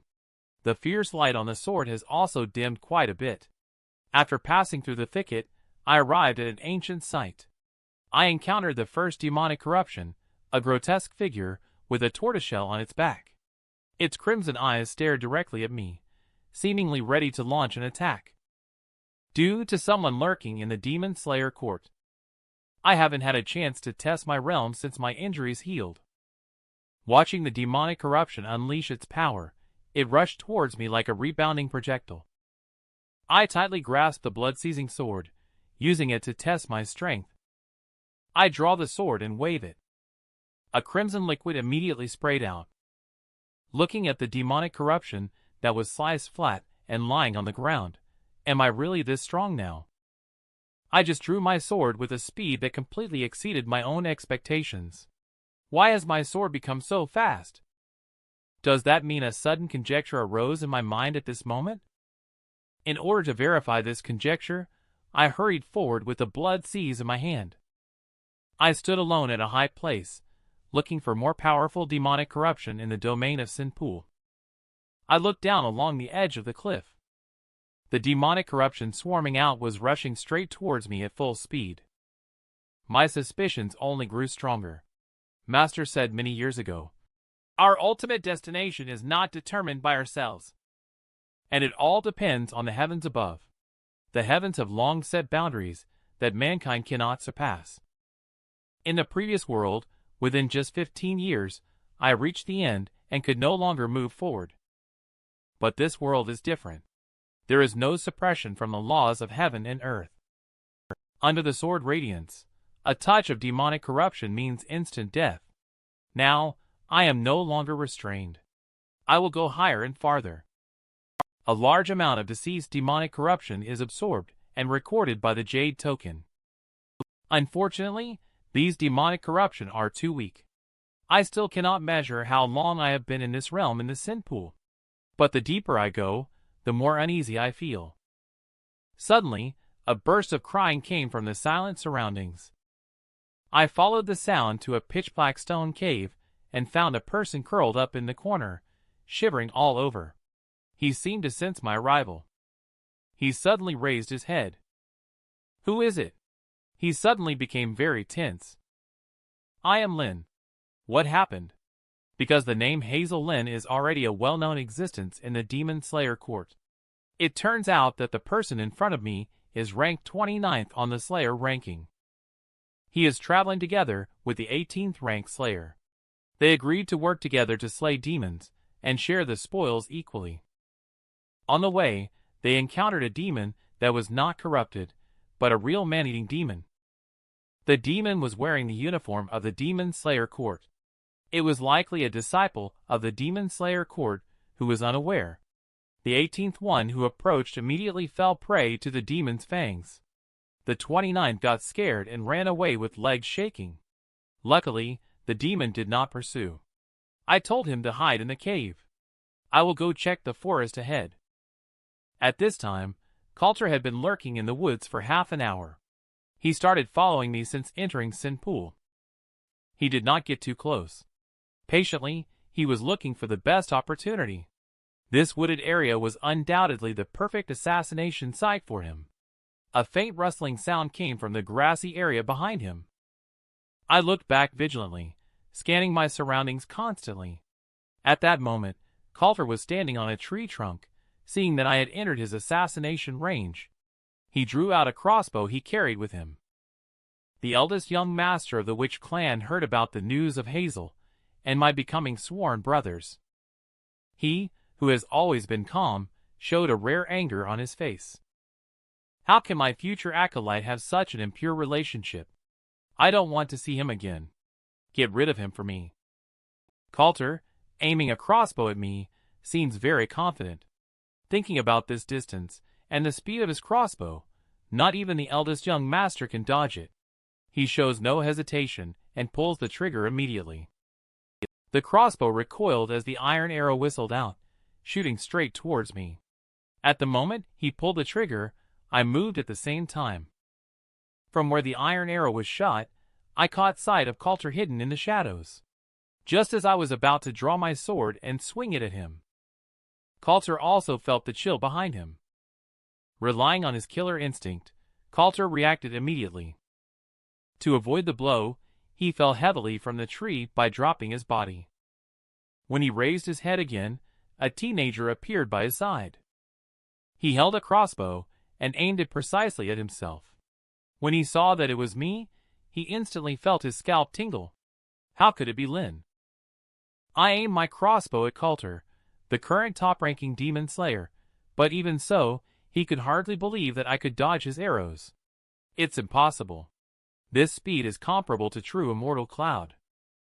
I heard that you are the top-ranked demon slayer in the demon slaying ranking, but you don't seem that impressive. Tell me, what realm are you in? In the face of the confrontation with the arrows, Coulter truthfully admitted that he only reached the Azure beginning realm in February. I can finally estimate my approximate realm. I am stronger than you. So, I should be in the mystic purple realm. Coulter's expression changed after listening. How is that possible? Even the eldest young master, who is an immortal, is only around the mystic purple realm. At this moment, Coulter finally realized. His assassination attempt was just a joke. He didn't even have the qualifications to make a move. Whoever sent him, I have no reason to keep him. A sharp sound swished. The arrow shot straight towards Coulter. The arrow was suddenly cut in half by a sharp blade just as it was about to hit him. A young man with a sword in his mouth suddenly appeared out of thin air. I suddenly realized. Isn't he the 9th who competed with Hazel that day? It seems that he has been possessed. He should be the demon mentioned by the 29th. Without time to think, Coulter took advantage of the demon's cover and turned and ran. The demon rushed towards me. It seems that there is something in me that attracts him. I and he are like two phantoms. Only the sparks splashed out when the blades of both sides collided can be seen. The sound of swords clashing becomes more and more deafening. Demon found that he had not gained any advantage over me. Demon Slayer Court is just a bunch of inexperienced kids. When did they have a master like you? Demon can actually speak. But I don't want to waste too much time on him. Sorry. I have someone else to kill. Pressed for time. So let's cut to the chase. I hope you don't mind. The sword's loud cry and the raging fire of the phoenix. The oppressive feeling as if it is ordained by heaven. This is the White Eyes Black Phoenix Sword Sutra. The demon, feeling fearful, had a sudden urge to escape. After sheathing my sword, I leaped forward with a thrust. In an instant, I pierced through the demon, pinning it to a tree. There couldn't possibly be someone as powerful as you in the Demon Slayer Court. Are you perhaps a cultivator from the Divine Mountain who infiltrated the Witch Clan in an attempt to seize the power of guarding the deity? What else do you know about the Divine Mountain? Tell me more. Do you think you can hide it? As long as Cloud is willing to open his evil eyes, all your secrets cannot be kept hidden. The demon, who was on the verge of death, suddenly burst into uncontrollable laughter. Raised my hand and wielded the sword. I put an end to his shrill laughter. Coulter is fleeing at high speed at this moment. He realized the seriousness of the Sin Pool seal, and must report to True Immortal Cloud, and eldest young master immediately. But unfortunately, you don't have this chance anymore. The first-ranked person in the demon-slaying ranking died. It will definitely cause a stir after the trial ends. I looked up and saw a young man in the distance with a look of fear on his face. He was looking in this direction. I told him that it's the 29th and the demon is here. I saw Coulter tainted by a demon as soon as I entered. I only helped him end it. The youth is ranked 10th on the demon-slaying ranking. After my explanation, he chose to believe. He is traveling with the 12th and the 13th. Just arrived to scout the area. Ended up meeting me. I learned from him that the Sin Pool gate just needs to be closed. That gate will only open after a day. I am facing this unexpected incident at Sin Pool. We must unite to have a way out. Later, the 10th led me to meet up with him and his two friends. The 13th seems very unhappy with me. She thinks I'm just a 17th ranked person, and I'm not qualified to lead them. After nightfall, demonic corruption will grow stronger. The road ahead is likely to become more dangerous. Dangerous? I haven't even encountered a small cat or dog along this road. Where's the danger coming from? As soon as her voice fell, a huge thing suddenly surged up behind her. In an instant, it was about to devour her. Overwhelming fear surged into the heart of the 13th. She saw death approaching. Seeing that the three of them were stunned with fear, I drew my sword and rushed forward immediately. I swung the sword with the momentum of thunder. The huge demon body suddenly shattered and collapsed. This should be one of the demons sealed in the Sin Pool. It took the opportunity to escape when the seal loosened. We need to quickly rendezvous with other disciples. Acting alone will only lead to defeat. We continue to head north. Prepare to rendezvous with Hazel. Suddenly, a large number of demonic corruption appeared ahead of us, all pouring in from the north. It feels like they are fleeing from something. I have been cutting down demons all the way. Unfortunately, there are too many of them. If this continues, I won't be able to sustain my chi. I jumped onto a tall tree. No good. I have to come up with a solution. It's pitch black around me, with very low visibility. At this moment, a black shadow suddenly lunged at me. Good strength. This person is a master. Who is this newcomer? Senior brother, it's you. A shocked voice came from the darkness. Chi gathered in the pupils. I suddenly realized that the dark figure was the Hazel demon wave lurking in the dark. I and Hazel stood back to back with swords in hand. Hazel swung the sharp blade in his hand and slashed straight out. She seemed a bit resentful towards me. Why did you only just arrive? Did I arrive late? You came early. If you had arrived later, I would have finished it by myself. Upon hearing this, I sheathed my sword and leaped up, promptly perching on a nearby large tree. Junior sister, you hold on for a while. Let me restore my chi first. After a round of recovery, Hazel and I took turns resting alternately to go up against the demon wave. I'm not sure how long it has been. Hazel has not come down. Are you not fully rested yet? Oh no, Hazel is too tired. I want to rest a bit longer. Who asked senior brother to climb up the tree first? It's definitely more comfortable down here than up there. Is she speaking human language? I immediately pulled junior sister down. And at this time, the 10th of them, anxiously waiting in a ruin. The demon wave had scattered them before. Luckily, they were saved by Hazel. Hazel asked them to hide here. But they had been waiting for a long time, and still didn't see Hazel come back. Just then, under the illumination of the firelight, they vaguely saw someone approaching. After the demon wave retreated temporarily, Hazel and I helped each other to walk in. The continued battle had already exhausted us. The 10th of them, seeing the situation, each took out a porcelain bottle and handed it to me. The porcelain bottles contained jade essence pills. After I took them, they could restore my chi. In gratitude for saving our lives, they gave us all the praised jade essence pills they had stored for half a year. I did not refuse. After trying to take them, I found them indeed effective. Hazel suddenly grabbed my arm and said that if the demon that comes later is too strong, she will break the red string she gave me. I found this rather puzzling, but she instructed me that I could only break the red string as a last resort. Otherwise, she would break me instead. After resting, we made our way through the desolate forest. Suddenly, at a dilapidated doorway, we saw a figure. Sensing someone's presence, he turned slowly around. It was True Immortal Cloud. After seeing his true appearance, the others stepped forward to bow and pay their respects to the 10th. But at this moment, True Immortal Cloud, with his body emanating dark chi, smiled strangely. You recognize me. It seems you are his disciples, he said. They suddenly realized something was wrong with the 10th. How could True Immortal have dark chi on him? Who are you? I don't know who I am, but I know he is the one who tried to steal my immortal eyes and take my life. Before I die, I engraved his appearance. I curiously asked him, since you were killed by True Immortal Cloud, how come you have reappeared in the sin pool? He seemed quite willing to answer this question. He told us a story. There is a legend that in front of the bronze gate of the Twilight Sea, there is a guardian god named Pale Giant Serpent.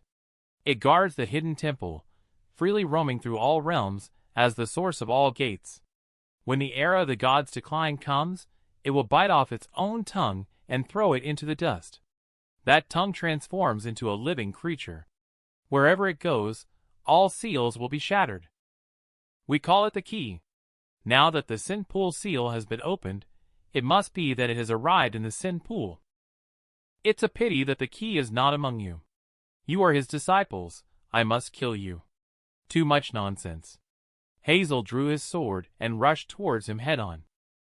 Seeing this, I also drew my sword at the same time as her. He can replicate the appearance of the True Immortal Cloud, as well as its moves. He raised his sword and used the Witch Clan sword technique, then immediately met her attack. The collision unleashed a burst of airwaves, sending the several people next to the 10th flying with a loud rumble. After a round of fighting, True Immortal Cloud put away his contemptuous expression. He realized that neither of us were particularly powerful when looked at individually. But when we come together, we unleash astonishing power. We are like siblings who have been practicing swordsmanship together since birth. My proficiency in realm and swordsmanship is higher. His exquisite moves made him marvel at it. Hazel, on the other hand, seems to grasp the key points of the witch clan sword technique in every move, as if she is extremely familiar with it. Seeing that his swordsmanship could not defeat us, he immediately dropped his sword and began casting spells. Swordsmanship is not his strong suit. He is a spell cultivator. A sudden strong wind blows in the field. The sound is like shapeless water, transcending beyond the 5 elements, capable of assimilating all things. He therefore speaks with corresponding laws following. Trap. With a shout from him, the surrounding rocks suddenly shot up from the ground. In an instant, Hazel found herself trapped in layers of earth prisons. Hazel discovered that he was an elemental mage. "Quickly kill him for me," Hazel said. "Don't give him a chance to speak." By the time I realized it, he had cast another spell. My fate sinks into the mud. My soul returns to the furnace, refining my destiny and driving away my demonic obstacles. In the blink of an eye, a vast expanse of water suddenly appeared out of thin air and surged towards me. The Taoist principles of the 5 elements are overturned in his hands. He is like the master of this world. The true immortal cloud slowly approaches me, holding a wooden sword in hand. He said that if it weren't for the god descending from the center of the lake to bring down divine punishment that year, he would have wiped out the witch clan a long time ago. Sensing the danger to my life, Hazel immediately broke through the earth prison. Sword in hand, she rushed forward swiftly and explosively towards the true immortal cloud. "Since you are rushing here to seek death, then I will send you to pieces."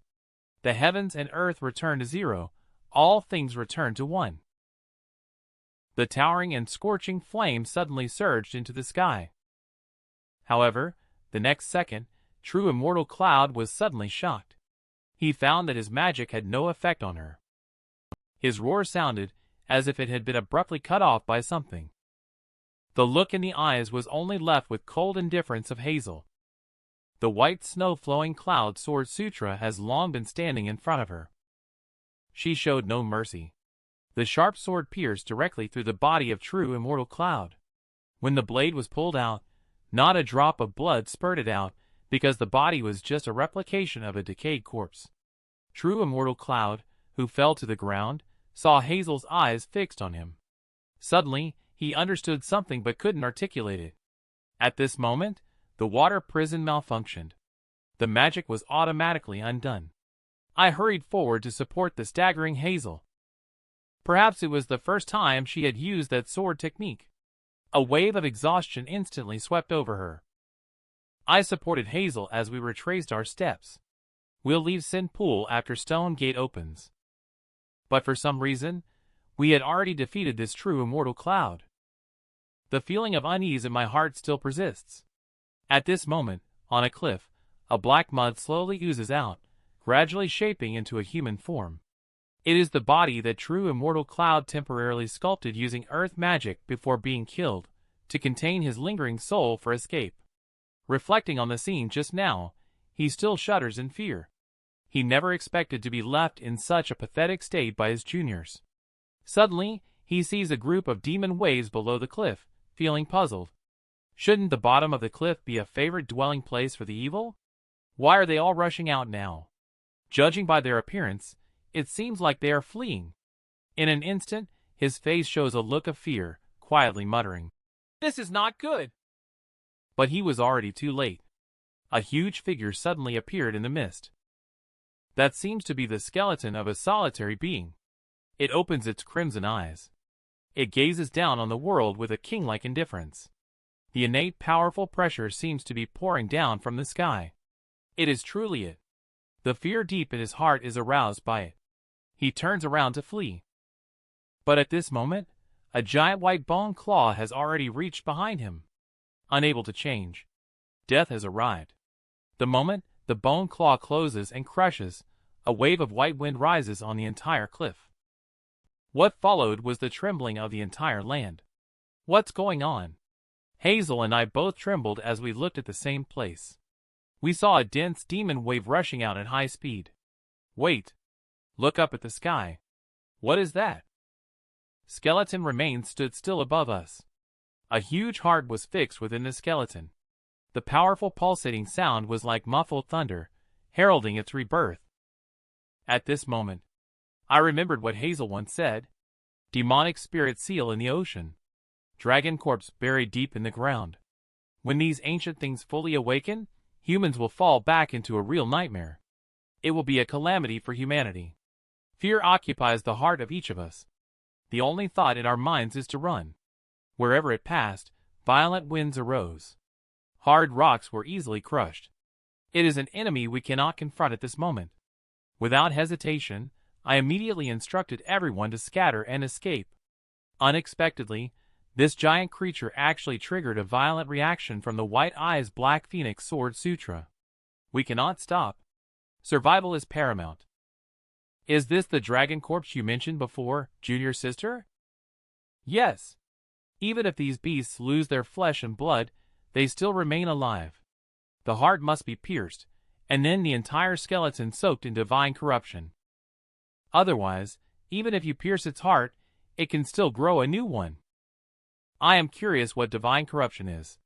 But at the moment, Hazel has no time to explain. The rubble is blowing all around with the wind. Hazel and I are desperately running on the ground of the sin pool. How did the witch clan hide such a beast in the sin pool? Will we be safe once we escape to the White Wall? Hazel seems incredibly familiar with the witch clan. The White Wall won't be able to destroy it in a short time.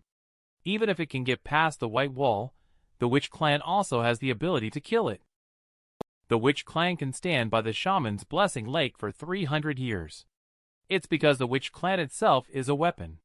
A weapon powerful enough to kill an ordinary dragon corpse. Dragon corpses are also classified into different levels. They are categorized based on 5 colors: white, green, purple, gold, and red. And only those with pale eyes are considered the strongest dragons. I turned around and glanced at the dragon corpse behind me. This is simply the Red Eyes dragon corpse, yet it already possesses such overwhelming power. I wonder how powerful the deity with those pale eyes, resembling a beast, is. We finally escaped from the deep mountains and arrived at a suspension bridge hanging over a river. Before I could feel relieved, I was stunned by the scene in front of me. On the other end of the suspension bridge, Henry and Jameson were preparing to cut off the iron chains of the bridge. I hurriedly shouted, "Stop right there, both of you!" The figure of the dragon corpse in the fog behind was getting closer. Without much explanation, I told them to hurry and go. Scatter and find a hiding place. It may not be necessary to go to Stone Gate. It seems that the purpose of this dragon corpse is not necessarily to kill. After crossing the bridge, I drew my sword and cut off the suspension bridge with one strike. The suspension bridge immediately fell down, as if a giant whip was pulled into the lake. Instantly, huge waves were stirred up. The dragon corpse has already arrived at the broken bridge. I don't know if it can leap across the river in one go. At this moment, my heart is also uneasy. It tilted its head and let out a piercing roar, then leaped. The incomplete skeleton caused it to move slowly. It fell into the river halfway. The huge body instantly splashed up layers of giant waves. I breathed a sigh of relief at the sight. The river is very wide. It might not be able to cross over. However, the next second, it exploded in the water. Stirring up, the wing bones unexpectedly flew up from under the water. I immediately pulled Hazel to continue running wildly. At this moment, I noticed that her face looked a bit pale. No. I have consumed too much with Hazel. At this rate, we will be caught up by Dragon Corpse sooner or later. Suddenly a flash of inspiration came to my mind. I quickly called for Hazel beside me to hold me tight. I placed the blood-seizing sword under our feet. With my current realm and chi, I could barely control the sword to move forward. Hazel seems very weak at the moment, she whispered softly in my ear. I feel a sudden emptiness behind me. Realizing something is wrong, I quickly turned around to look. Hazel, who was tightly holding onto me from behind, suddenly let go. Her face was deathly pale, as if she were on the verge of losing consciousness. Her body was plummeting rapidly towards the deep cliff. No time to think. I immediately leaned over and tightly held her in my arms. The cliff below is so deep that the bottom cannot be seen. Falling from such a height, the two of us would undoubtedly die. I immediately took out the crossbow I had taken from Coulter and shot randomly downwards. The arrows skewered into the cliff wall and created footholds. At this moment, a dark river caught my eye, sparking a strong desire to survive. I held Hazel tightly and leaped across, drifting along with the dark current until a faint light appeared. I reached out and slowly crawled up to the shore. I looked up and saw a dark cave. Without thinking too much, I must first save Junior's sister. I feel her clinging tightly to me. Hazel's increasingly burning body. I quickly carried her into the cave and placed her properly. I gathered my chi to point towards her acupoints. She suddenly spit out a mouthful of blood. Her deathly pale complexion recovered some color. She didn't know why it happened either. When she was using the Sword Sutra to deal with true immortal Cloud, she inexplicably felt a blockage in her chest. Maybe her cultivation went wrong. I immediately understood after listening. In order to prevent Hazel from harming me before, when teaching her the Sword Sutra, I included the Heartless Curse in it. What is heartbreaking is that even after encountering problems while practicing the Sword Sutra, she still deeply trusts me. I asked her not to use chi for now, and I used the medical skills I learned in the demonic cult to help treat her. From the time we spent together, I feel that Hazel does not have any ill intentions towards me. However, the Heartless Curse that I got involved in almost caused her life. Perhaps it's because we experienced a life and death escape together. Hazel suddenly feels a bit apologetic towards me. She said that the dragon corpse was coming to chase her. She said she implicated me. Listen to the tone of Junior's sister. Do you want me to abandon you and escape alone? If the two of us disciples in Hahuan's sect are reduced by one, we will lose half of our strength. Seeing me still smiling at this moment, she became serious. I'm not joking with you. That dragon corpse is coming for me. Only by abandoning me can you survive. After listening, my expression also became serious. I'm not joking with you either. Besides, I feel like it's actually chasing after me. Hazel tried to stand up at this moment. However, her weak legs couldn't muster any strength. I quickly moved forward to support her. Her eyes glanced at the red string in my hand. Then she hesitantly asked me not to untie the red string. Her body is too weak now. She cannot control that power. Don't worry about this. If it's untied, it will be harmful to you. I won't untie it. Hazel suddenly looked up and blurted out a question to me. Lin, you wouldn't really like me, would you? Before I could even respond, she reminded me somewhat reproachfully. Don't make a wrong judgment because of misplaced feelings. She said that each of us in the witch clan has our own purposes. The only common goal is that we all want to live. If I harbor any unrealistic fantasies about her, she advised me to give up those thoughts as soon as possible. Although Hazel usually keeps things to herself. But at this moment, I can feel her sincerity. She doesn't want me to die because of her. I flicked her head, telling her to wait here for me. I'll go ahead to investigate. I had only walked a short distance when the scene that appeared before my eyes was horrifyingly shocking. Corpses were nailed to the walls without heads. It seemed like a place for some kind of ritual. I looked up and saw a giant statue. It reminded me of the beast I encountered on a stormy night. The words next to it caught my attention. Collect 12 corpses, calling upon my old master. I counted the number of corpses on the wall. There were only 18 in total. According to what was written, 20 corpses were needed, so the ritual was still missing 2 bodies. At this moment, I suddenly woke up. If we include Hazel and me, wouldn't that make exactly 20 corpses? A bad premonition suddenly surged into my heart. I immediately hurried towards Hazel. I just saw Hazel when a headless ghost with a skull embedded in its body appeared silently behind her. The giant sword in its hand was about to swing towards her.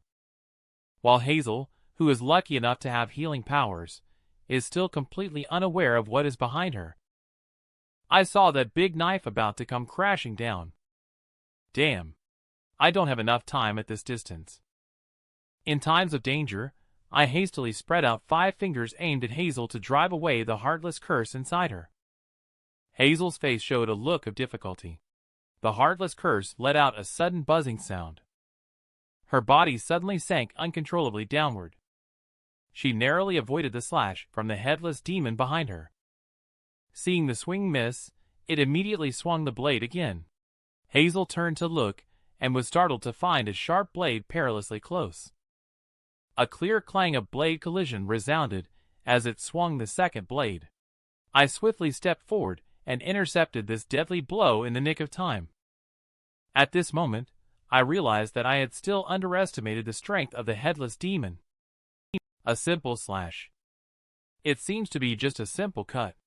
It's just like splitting a mountain, booming and throwing me away. What a strong knife. It's stronger than any opponent I've encountered before. Looking at this headless demon Hazel is also extremely terrifying. How could there be a demonic spirit in the witch clan Sin Pool? My intuition tells me that we have no chance of winning against it. I immediately pulled Hazel and fled back. It was just 2 bodies away from completing the ritual. It obviously won't give up easily. It immediately leaped forward and chased after us at high speed. The headless demon was closely following behind, until there was a dazzling light ahead. The light shone brightly in the pitch-black dark river. After we passed through, we found that this was an exit of the dark river. Snow was falling in the sky. The land was filled with biting cold winds. Hazel, who was already weak, is now even more so. At this moment, I was completely unaware that a huge shadow had already enveloped us. I looked up and saw the most despairing scene of my life. The powerful heartbeat, like a thunderclap, echoed in our ears. It seemed to foreknow that we were going to come out from here, waiting for us here. In front, the dragon corpse blocks our way. Behind, the demon is advancing step by step. Is it fate that we are destined to die? Hazel and I have no more room for struggle. We are just quietly waiting for death to come. Dragon Corpse walked directly past us. Its target is the headless demon demonic spirit, although the Dragon Corpse is considered humanity's greatest enemy. However, they themselves are undying adversaries. The Dragon Corpse and the demonic spirit instantly engaged in a fierce battle. The powerful impact was earth-shattering. It was only then that Junior Sister woke me up, who was stunned in place. We took this opportunity to quickly escape, running desperately with all our might. I finally managed to escape from that bloody battlefield with Hazel. Hazel leaned on my shoulder. Her body was still feeling uncomfortable. She couldn't smoothly circulate chi. She wants to express her sincere gratitude for my rescue and unwavering support when she was seriously injured. She was unsure of how to express her gratitude specifically for the first time she experienced warmth from another person. Watching the battle between the demonic spirit and the dragon corpse in the distance, I curiously asked Hazel, "Didn't you say before that the demonic spirit resides deep in the sea? Why is there one in the Sin Pool too?" Hazel speculated that it might be because Shaman's Blessing Lake is not far from the sea. They may have come through underground rivers. It seems that this witch clan is really full of dangers. I continued to move towards the white wall with Hazel on my back. A loud noise came from behind me. The dawn broke through the sky, shining on the massive body of the dragon corpse. The headless demonic spirit had been bitten by it and fell silent. I walked into a forest with Hazel on my back. It was already getting light. I suppose the stone gate should be open now. At this moment, Hazel, lying on my back, suddenly sensed that there was someone ahead. The 2 people were indeed Henry and Jameson, and they were both completely drenched. In order to retrieve the book from Jameson's hand, they almost lost their lives. Henry didn't understand what was so important about the book. He complained loudly all the way. Jameson, on the other hand, attached great importance to the book. His words responded to Henry in a cold manner. "You don't understand its value at all." suddenly felt someone approaching behind. Jameson instantly looked wary and shouted, "Who's there?" They were startled to see me walking with Hazel on my back. They seemed surprised that both of us were still alive. The dragon corpse is still chasing us from behind. Let's quickly run towards the stone gate. Hazel and I both noticed that the attitudes of these two individuals were somewhat strange. It seems that these two are hiding something. What unknown secrets are they keeping? We arrived at the stone gate entrance and saw many disciples of the Demon Slayer court gathered there. Henry looked puzzled. Why are so many people blocking the entrance? We should quickly leave. I just found out that the door to the Sin Pool is not open. Everyone is clueless about what's going on. In the past, the true immortal Cloud always opened the door to the Sin Pool for demon eradication on time. At this moment, the earth suddenly started to shake violently. We looked up, and what we feared the most happened.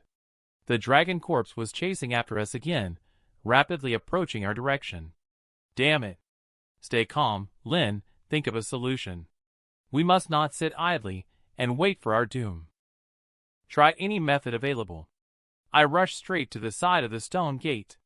Gathering chi in my palm, I pushed hard against the stone gate.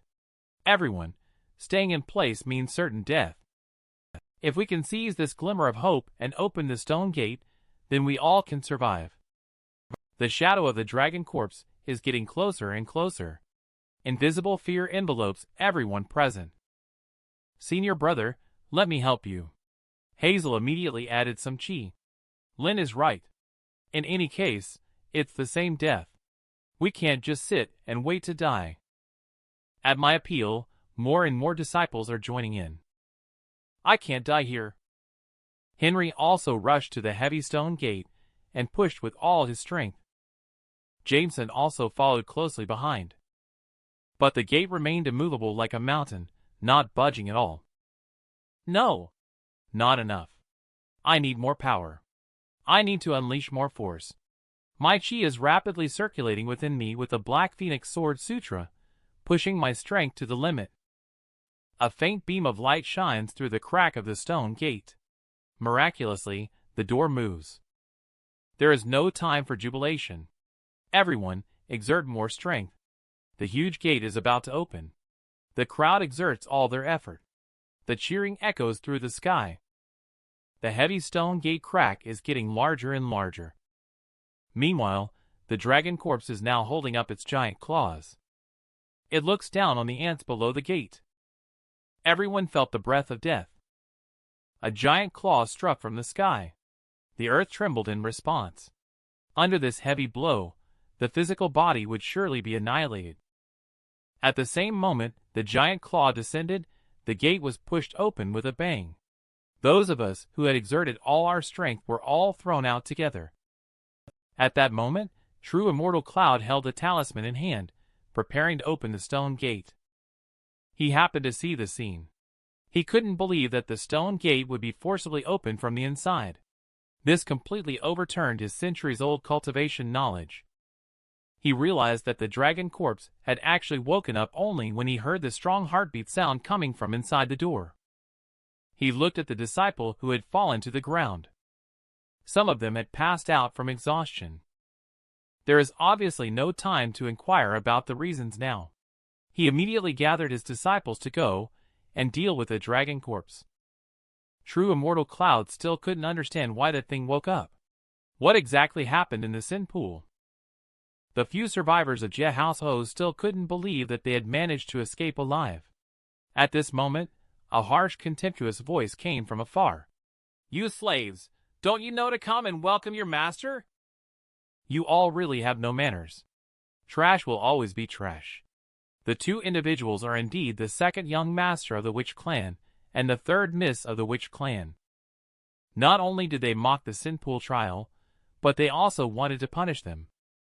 The 10th then explained to third miss that there was a sudden reappearance of demonic corruption in the Sin Pool and the awakening of the dragon corpse, which resulted in such a mess. He requested third miss not to punish them. And most importantly, True Immortal did not open the gates of the Sin Pool on time. What exactly caused the delay in his journey? Please investigate and give us an explanation."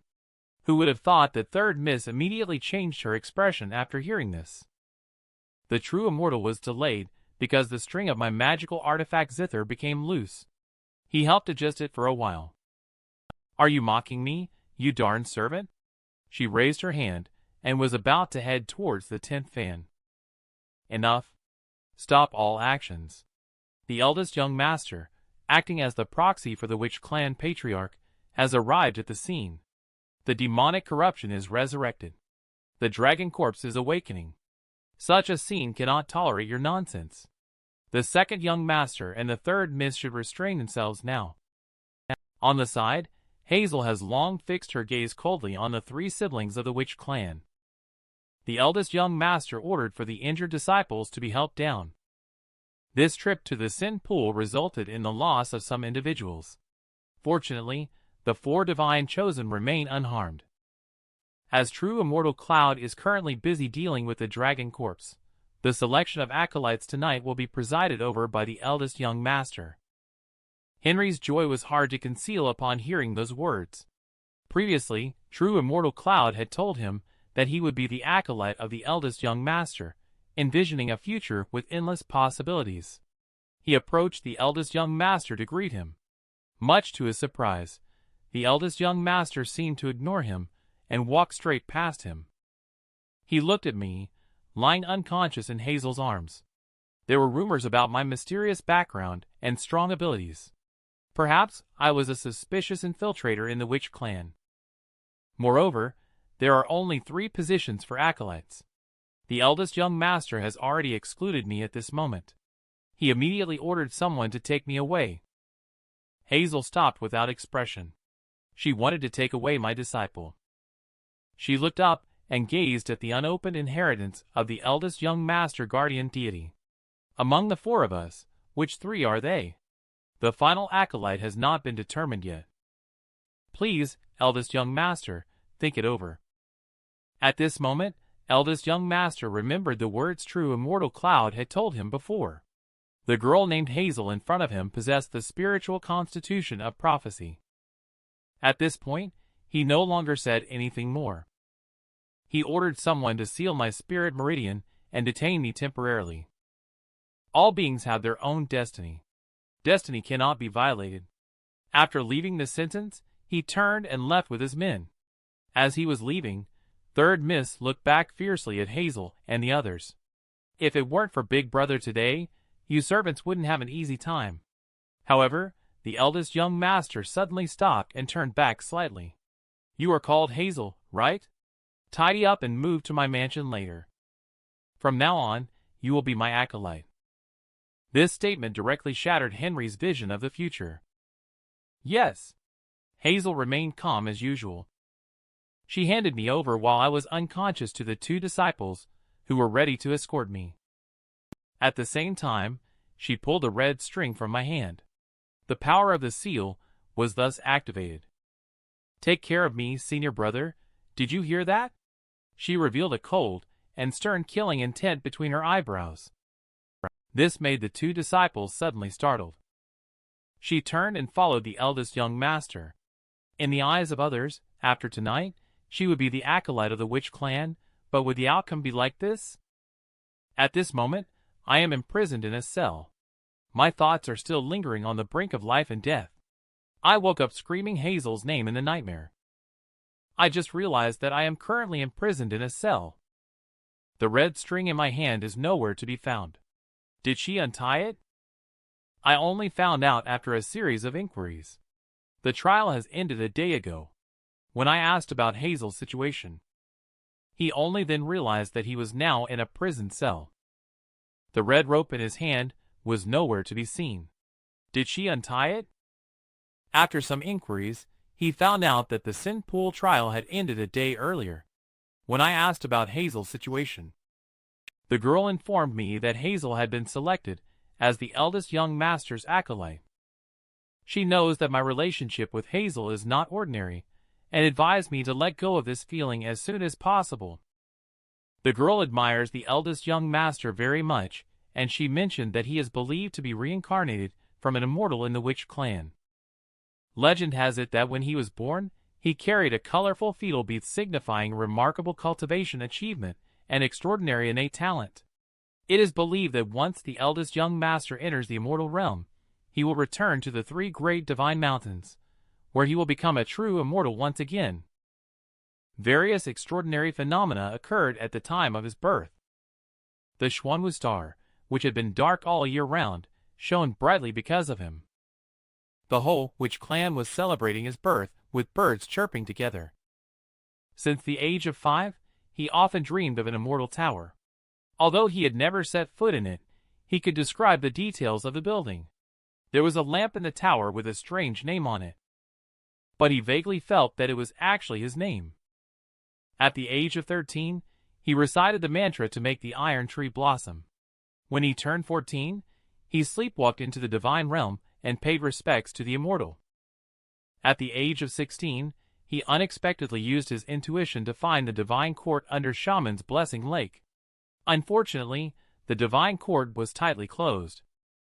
Although he landed in the wilderness, after obtaining the ancient deity heritage, he eventually ascended to the immortal mountain, becoming the talk of the town. On that day, on the tall building of the Witch clan, she saw the group of chosen ones from the Demon Slayer court. But deep down, she felt there was a special person who seemed to have a connection of causality with her. At this point, he made the decision to recruit Hazel as an acolyte. But because he insisted on choosing Hazel as an acolyte, his story suddenly came to an abrupt end. Half a day ago, the eldest young master was waiting at the mansion for the girl to enter into a contract with him. Hazel entered the room slowly with a sword in hand. No wonder Henry said she was average-looking before. It turns out that in other people's eyes, this is her face. Eldest young master seemed to appreciate Hazel's calm and composed demeanor. "It seems that you do not fear me." Hazel then asked him back, "Is there anything in this world worth fearing?" This is not the case. The fates of all things in the world have long been determined, and both heaven and destiny are to be revered. Just like the Witch clan can only have 3 successors of the gods. You who revere destiny will never tolerate an extra one.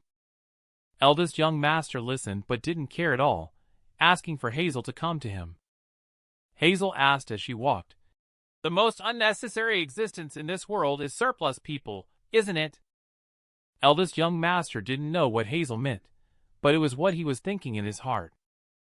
He didn't know why, but he always felt a faint sense of familiarity towards the girl in front of him. He asked Hazel if she knew the reason. At this moment, a colorful feather gently blew across Auntie, concealing her true identity as she deceived everyone in the Witch clan. As the eldest young master touched Hazel's hair, he froze in that moment. Hazel, now revealing her true self, simply smiled and offered to explain things to the eldest young master. The girl in the prison cell believed that once the acolyte finished selecting, it would be her death sentence. The Witch clan never showed mercy to those deemed unnecessary. However, the one who deserved to die was not her. In the end, there will only be 3 acolytes left out of the 4. I wonder which one Hazel will eliminate. True Immortal Cloud suddenly appeared in the cell looking exhausted. Presumably, Dragon Corpse has been subdued, but he also paid a significant price for it. What surprised the girl was that True Immortal Cloud did not make a move against me. Instead, he handed me a silver cast acolyte badge. The girl asked who had died, True Immortal Cloud, Jameson, or Henry. True Immortal Cloud just gave her a glance, which scared her so much that she immediately dared not speak again. I took the acolyte card from True Immortal's hand, and it seems to be as I expected. True Immortal seems to have noticed that I had foreknowledge and asked if I had known about it in advance. Already at this point, I didn't hide it and admitted directly. I wonder if Hazel took care of Henry or Jameson. Neither. True Immortal raised his hand and split the iron chain that bound me. He informed me that from this day on, I would be 4th Mrs. Acolyte. What? 4th Miss? When did the Witch clan have a 4th Miss? May I ask who is True Immortal 4th Miss? True Immortal Cloud, who already knows everything, silently closes her eyes. He pictured the appearance of that girl in his mind. True name of Miss Forth is Hazel Witch. Never thought that Hazel turned out to be the long-deceased witch clan Miss Forth. At this moment, she has already taken off her disguise. She leaped towards eldest young master with a sword in hand. She aims to reclaim everything owed to her by the witch clan. The eldest young master, however, does not take it seriously. He dodged this sword with his body. At this moment, he finally understood that the girl in front of him was the suspicious person who infiltrated the witch clan. He asked Hazel why she had come. "Are you peeping at the power of the guardian deity, or the various sword techniques of the witch clan?" Hazel listened but just sneered in response. "Sorry, not interested. I am here to do only two things. I want revenge and to take your life." The overwhelming killing intent filled in the scabbard is unstoppable. Eldest young master placed the sword blade horizontally in front of his body. Although his sword speed was fast, he was easily evaded by Hazel, who had already mastered the witch clan sword technique. She was able to dodge his sword, which left eldest young master somewhat incredulous. Hazel, after evading, did not stop her attack. After the red cord was untied, the power of the seal in her body continued to surge and erupt incessantly. At the beginning of the confrontation, eldest young master began to struggle a little. He found that he did not have the upper hand in swordsmanship comparison. What shocked him even more was that Hazel's realm was continuously improving, even faintly surpassing him. The eldest young master immediately abandoned his sword, formed hand seals, and chanted an ancient spell. With his extraordinary innate talent, he had already mastered multiple types of magic. At this moment, he was using the technique bestowed upon him in his dream by an immortal, the origin of Qianyuan. The sword chi continuously gathered towards the sky without stopping. A huge fiery dragon loomed in the sky, overlooking Hazel and preparing to launch a fierce attack on her. Hazel showed no fear at all. "Today, let this so-called immortal see what the true witch clan swordsmanship is." She pointed her sword at the sky, using the same witch clan swordsmanship as the eldest young master, but in her hands, it became even more powerful.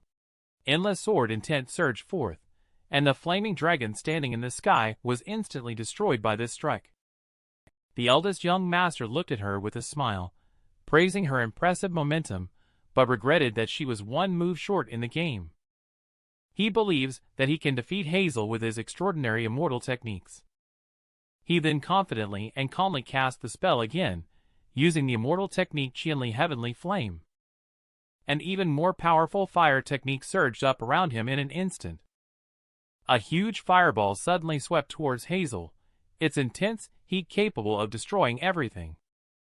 The moment of impact was like a volcanic eruption, with flames breaking through the roof and reaching the sky. The terrifying shockwave shook the entire witch clan. Onlookers, bewildered by the situation, looked towards the eldest young master's mansion in amazement. The fire gradually dissipates, leaving a scene of devastation wherever the fireball passed. Looking at everything burned before him, eldest young master sighed. "What a pity such a precious treasure has not been." Before he could finish his sentence, a voice interrupted his thoughts. The familiar figure quietly appeared. Hazel emerged unscathed in front of him, with eyes full of killing intent as if they could penetrate one's soul. "What do you regret?" Watching the raging fire at the eldest young master's mansion, everyone had a foreboding feeling that something was amiss. Hurry to Sin Pool and invite true immortal Cloud to come. Hazel stood unharmed in the flames at the mansion. "What you said is it a pity that I didn't die?" At this time, eldest young master has not yet realized the seriousness of the situation. He believes that Hazel must have a foresight spiritual constitution to foresee the future in order to have evaded his attack. Hazel, on the other hand, just chuckled after hearing that, and step by step walked towards him. "If the eldest young master is only at this level, then please just die here today." Outrageous. With nearly 20 years of cultivation, this is the most arrogant words he has ever heard. He openly declared himself as a true immortal reincarnated. Just one casual mantra magic could wipe Hazel from this world. Is that so? In that case, please speak the mantra. He was truly angry this time in the face of Hazel's provocation. He stepped into the Bagua formation and held a seal with one hand suspended in the air. Born of the Jade Celestial and the primordial azure light with divine seals, we swear our covenant as yin and yang flow and transform all returns to the one, thus, we become true. With a roar like storm, and speed of flashing thunder it heeds the call and arrives in an instant. The roar suddenly resounded in the field. With my chi harmonizing with the creations of heaven and earth, I can summon clouds and rain. Eldest young master gathered thunder, with a method rooted in the Tao of pre-heaven thunder magic. The divine chi was exceptionally strong, but Hazel turned out to be only a thought, causing eldest young master to be greatly shocked and pale. In an instant, it felt as if a giant palm tightly grasped him in the void. The momentum of thunder he had just gathered dissipated instantly into nothingness. At that moment, he panicked, standing there dumbfounded. What's going on? Why? How come my magic didn't trigger? Magic is an existence beyond common sense. The only rule for unleashing magic is to recite the mantra. Only by using the mantra can one establish a connection with the souls of the gods and heavens. Whether it's spoken language or thoughts, as long as the correct mantra is uttered, the souls of the gods can resonate and descend with immense power to make the magic take effect. But if you are unable to make a sound, no matter how high the realm of the spellcaster is, he will still be unable to cast spells. Eldest young master still cannot figure out the reason why he is unable to invoke magic. He looked at the terrified Hazel in front of him. Could it be her? Is eldest young master very curious about how I managed to do it? Because this is the ability granted to me by my spiritual constitution. Do you not possess a spiritual constitution of foresight? It seems that you are not so foolish after all. Yes. The spiritual constitution I have always possessed is the spiritual constitution of sound. The spiritual constitution of sound means that the possessor can control all sounds within a certain range around themselves. As the name suggests, the spiritual constitution of sound is also known as the magic slayer. The so-called spiritual constitution of foreseeing is just a fabrication by Hazel to deceive the witch clan. She said in front of True Immortal Cloud that it was her first time at the age of 18. She knew that her arrogance as a member of the witch clan would be understood as her being able to live for at least 4 more years. Because events that have not happened yet cannot be calculated even by the true word stone. He looked at the steadily advancing Hazel eldest young master, and thought of the words she had said when she first entered his mansion. Memories of the past suddenly flooded into his mind. Over a decade ago, the beautiful concubine newly taken in by the witch clan patriarch unexpectedly became pregnant. However, the vast witch clan could not tolerate her existence as a concubine and threatened the patriarch with her own life, saying that if he dared to abort her child, they would kill her first. At that time, the eldest young master, puzzled and confused, asked his father why having an additional offspring was a joyous occasion, yet he reacted as if facing a formidable enemy. The patriarch sighed. In the witch clan, since ancient times, only 3 individuals in each generation can inherit the lineage of the guardian deity. With an extra one now, it means one of them is redundant. Since fate has determined this, the patriarch entrusted this matter to the eldest young master, who possesses extraordinary innate talent, to decide. Are you a redundant person? Hazel points her sword at the eldest young master. Do you have any last words? Before the sword pierces his body, he may have never thought he would die. The true immortal, reincarnated, had never thought he would die. He never expected that the person who would kill him was his own sister. Why are you so weak? Aren't you the true immortal reincarnated? Aren't you the only genius of the witch clan in the past 300 years? Just for you useless people, I have to endure that kind of pain for 10 years. Hazel vented the pain she had suffered over the years by repeatedly stabbing the motionless eldest young master. When everyone arrived at the mansion and saw the cold body lying on the ground, They were all incredulous that the eldest young master had died. There was no sign of the young master's acolyte in the mansion, only this white-haired girl, Hazel, whom they had never seen before. She took a jade pendant from the eldest young master. Is this the key to the witch clan's barrier? The second young master of the witch clan and the third miss also hurried to the scene at this time. When they saw the body, they were stunned. How could elder brother be dead? Seeing Hazel, the third miss, with blood stains in front of her, she was loudly scolded. "Where did you come from, you despicable person? Did you kill my elder brother?" Hazel turned around expressionlessly and responded, "Why are you barking like a dog?" Looking at Hazel of the witch clan approaching step by step, the siblings were suddenly covered in cold sweat. At this moment, the disciple of the demon slayer court entered the sin pool and found the true immortal Cloud. True immortal eldest young master has been killed. The audacious eldest young master is the reincarnation of true immortal. Who could have harmed him? The dead bodies have been lying on the ground for an hour. Seeing that they don't seem to be lying, true immortal immediately headed towards eldest young master's mansion. Hazel came to third miss and heard that the day before yesterday, one of the strings of your zither broke. True immortal Cloud came to tune the zither for you, which caused the delay in opening the sin pool stone gate. Because of third miss's minor incident, it nearly cost the lives of everyone there. Since you like strings, I will give your elder sister one. After saying that, she pulled out a string and wrapped it around third miss's neck. Second young master was so scared that his hair stood on end, trembling as he asked her who she really was. Third miss, at this point, had dilated pupils and was already on the verge of death. "Stop!" A chi directly attacked Hazel from behind. Taking advantage of Hazel's evasion, third miss finally had a chance to catch her breath. In the end, true immortal Cloud suddenly appeared and prevented her death. He looked at eldest young master lying in a pool of blood, his lifeless body no longer showing any signs of vitality. After confirming that this was no joke, he turned his gaze towards the killer.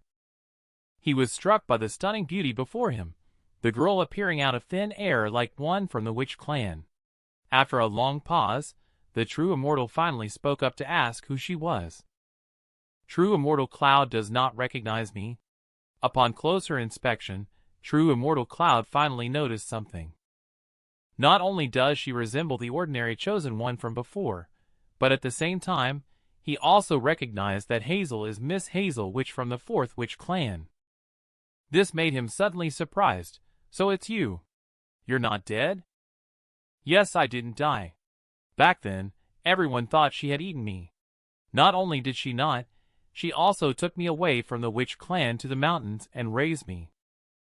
At this moment, Hazel smiled lightly. Now that the eldest young master has died, the deity's successor and the acolyte happen to be just 3 people. Finally, there are no more unnecessary individuals. True immortal Cloud, your allegiance is to the witch clan, not the eldest young master. You have no reason to attack me, as Hazel said. He indeed has no reason to attack, but he still has many questions. How did you conceal your true appearance and bloodline to deceive the investigation and the true word stone? Hazel took out Auntie's lifeline-colored feathers. If it weren't for its ability to conceal the bloodline, that day, the little white finch you were holding would have been killed on the spot. True Immortal's face changed immediately. Have you received the inheritance of the White Phoenix? Yes, the thing you have been dreaming of has now returned to Witch Clan in this way. Are you satisfied? True Immortal is very surprised. How could she bear to give this to you? Hazel's words are full of sadness. If Auntie doesn't give it to me, who else can she give it to? For the sake of revenge, she can do anything. What about you, Auntie? Has she arrived? True Immortal posed the final question to Hazel. Hazel did not rush to answer him, but took out the key to Witch Clan's barrier. Auntie has always been here. The key she tightly grasped shattered suddenly, and the barrier protecting the Witch Clan closed instantly. A black bird flew over the Witch Clan and Auntie. Go and complete your revenge. The black bird rose in the night sky and flew towards a direction deep within the Witch Clan. In legend, there is a white phoenix, the incarnation of a god. It carries divine blood within its body, a power that drives people crazy. Countless cultivators seek to obtain its bloodline. On the day when the white phoenix gave birth, it was also at its weakest, but it encountered the most ferocious opponent.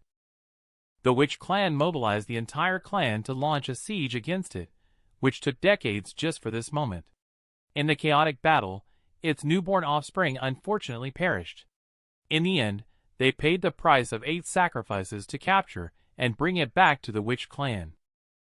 As time passed, 5 years flew by. In order to extract its bloodline, the witch clan conducted cruel experiments on it during this period. The once pristine feathers turned jet black, and its body was covered in scars. On this day, the true immortal Cloud arrived to report that the experiment to extract divine blood was underway. Standing next to the patriarch playing the zither, a woman listened with concern. This person was none other than Hazel's mother. The woman always quietly came to the place where the white phoenix was held captive to help it. She often brought food to the weak phoenix and encouraged it to eat something. It looked at her through the bars with eyes that seemed both timid and caring. But white phoenix believed that it was just pity born of shared suffering. She is actually just like the imprisoned white phoenix. To her, the witch clan is also a kind of cage. Since she can't decide her own life and death, what's the shame in trying to live? The woman's words awakened the hatred in white phoenix's heart. It wants to live. It wants revenge. The opportunity is coming soon. On a stormy night, the woman secretly ran to where white phoenix was imprisoned because the witch clan wanted to kill her baby, who was still in swaddling clothes. The woman pleaded, considering all the years of help she had given to white phoenix, to have it take her child away. She then took out the stolen key and opened the cage door. However, white phoenix had long harbored a deep hatred for the witch clan, and this woman before its eyes was no exception. "No matter what you do, please let my child survive." This was the only request the woman made to white phoenix. The woman lay in a pool of blood, watching her child and white phoenix gradually drift away. Before dying, she moved her lips slightly and said thank you to it. Perhaps it sensed the selflessness of a mother towards her child, leaving only a hint of maternal love in the midst of the pain of losing her child, and in the end, it did not harm Hazel in the cradle. After escaping from the witch clan, the only thing keeping white phoenix alive is revenge. It chooses to give its power to the enemy's daughter. The moment deity Marrowblood entered her body, it was as if 1,000 blades pierced young Hazel. She screamed in pain as an intense burning sensation crazily spread throughout her body. Perhaps luck was on her side, as she withstood the power of the white phoenix bloodline. Auntie caressed Hazel's face in her arms. "I grant you power for the sake of revenge in the future.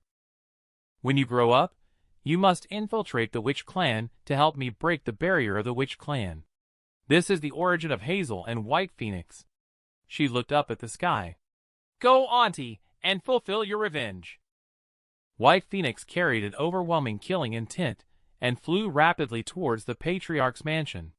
The patriarch also saw white phoenix flying towards him in the night sky. At this moment, he felt somewhat relieved instead. The day had finally arrived. A violent roar suddenly erupted at the patriarch's mansion, with a powerful and forceful shockwave spreading throughout the entire witch clan true immortal cloud. Startled, everyone turned back to see the source of the sound coming from the patriarch's mansion. Hazel tried to dissuade the true immortal, who was about to go and investigate. Auntie took action. That old thing couldn't possibly still be alive. "True immortal Cloud, I understand you. You are loyal to the witch clan. Now that both the patriarch and the eldest young master have passed away, and I am the only one capable of continuing the witch clan bloodline. After all, I am the 4th miss of the witch clan." True immortal closed his eyes after listening, silently agreeing with what Hazel said. He once swore in the ancestral hall of the witch clan to protect the lineage of the witch clan until the end of the guardian deity's inheritance. Hazel took off the acolyte's badge from herself. She asked the true immortal to take it to me, who was being held in a prison cell, and also asked him to tell me her real name. At that time, the true immortal asked why she didn't go herself, but she just casually said, "I need to do my makeup." Cloudy Peak has 3 immortal towers located at the top of the mountains, one of the highest places in the mortal realm. The owners of the towers are all immortals. Inside one of the immortal towers, a young girl named Iris, a new disciple, is dozing off in front of a lamp. Her duty is to guard the lamp in front of her. The flame, that was supposed to never burn out, suddenly started to flicker violently. This has never happened before. Iris reached out her hand to straighten the flame, but with a snap of her fingers, the flame extinguished between them. She was stunned on the spot, thinking, "Senior brother is in trouble." At this moment, a bright lotus flower drifted down here. In her panic, Iris turned her head to look. A white-clad girl named Sophia stood on the lotus flower. Her features were cold, and there was an endless sense of aloofness in her every move.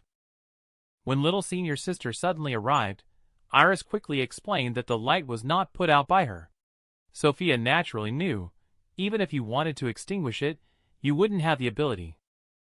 Iris was relieved to hear this, and turned her worries into joy. That's great. The weak little Iris really can't do any terrible things after all. She had second thoughts and felt that it was not good at all. If Master asks about the extinguished light, what should she do? Sophia's slender, white fingers gently touched the lamp, and the flame almost reignited several times, but ultimately returned to silence. She had calculated senior brother's final tribulation many times. Although there were dangers, there was no major harm. What kind of upheaval did he experience in the witch clan? Could there be some causality beyond calculation involved? At this moment, Iris bravely raised her hand and said, "Let me go and take a look, Master. It has been many years since he returned. I will share your worries, and I will help collect senior brother's body." No need. In the blink of an eye, a crane descended gracefully from the clouds and landed softly in her palm. She saw the crane transform into a sword named Iris, then realized Sophia was going to the witch clan herself. She hurriedly tried to dissuade senior sister Sophia, who is a precious and respected person, from venturing into such a filthy and undesirable place. Furthermore, if senior sister went, Sophia would be heartbroken as she would see through the falsehood of the sword Iris at a glance. "If I go on a distant journey, won't you just sneak out to play again?" She no longer paid attention to her explanation. Sophia turned around gracefully, saying she would study well and check her schoolwork when she returned from the witch clan. After leaving these words, she disappeared without a trace. At this moment, the rain was washing away the witch clan. After leaving the prison cell, True Immortal Cloud brought me to a long alleyway and stopped. He told me that Hazel was waiting for me in the attic of the eldest young master. "You walk the path ahead by yourself now. The current witch clan no longer has anyone who can stop you." Seeing the appearance of True Immortal, I curiously asked him where he was going. In Sin Pool, he sensed the presence of demonic spirit and wanted to take another look. Seeing True Immortal about to leave, I then remembered the seals on my body. Shouldn't True Immortal remove the seal for me? True Immortal did not look back, only saying that Hazel would take care of this matter. I don't know if it's because I know Hazel is fine, but my anxious heart has now relaxed a bit. A sense of exhaustion suddenly emerged, and I walked forward alone, one hand on the wall of the alley. I recalled how I arrived in this world after killing the demon god that night. Although I am not in a desperate situation, I am still walking on thin ice.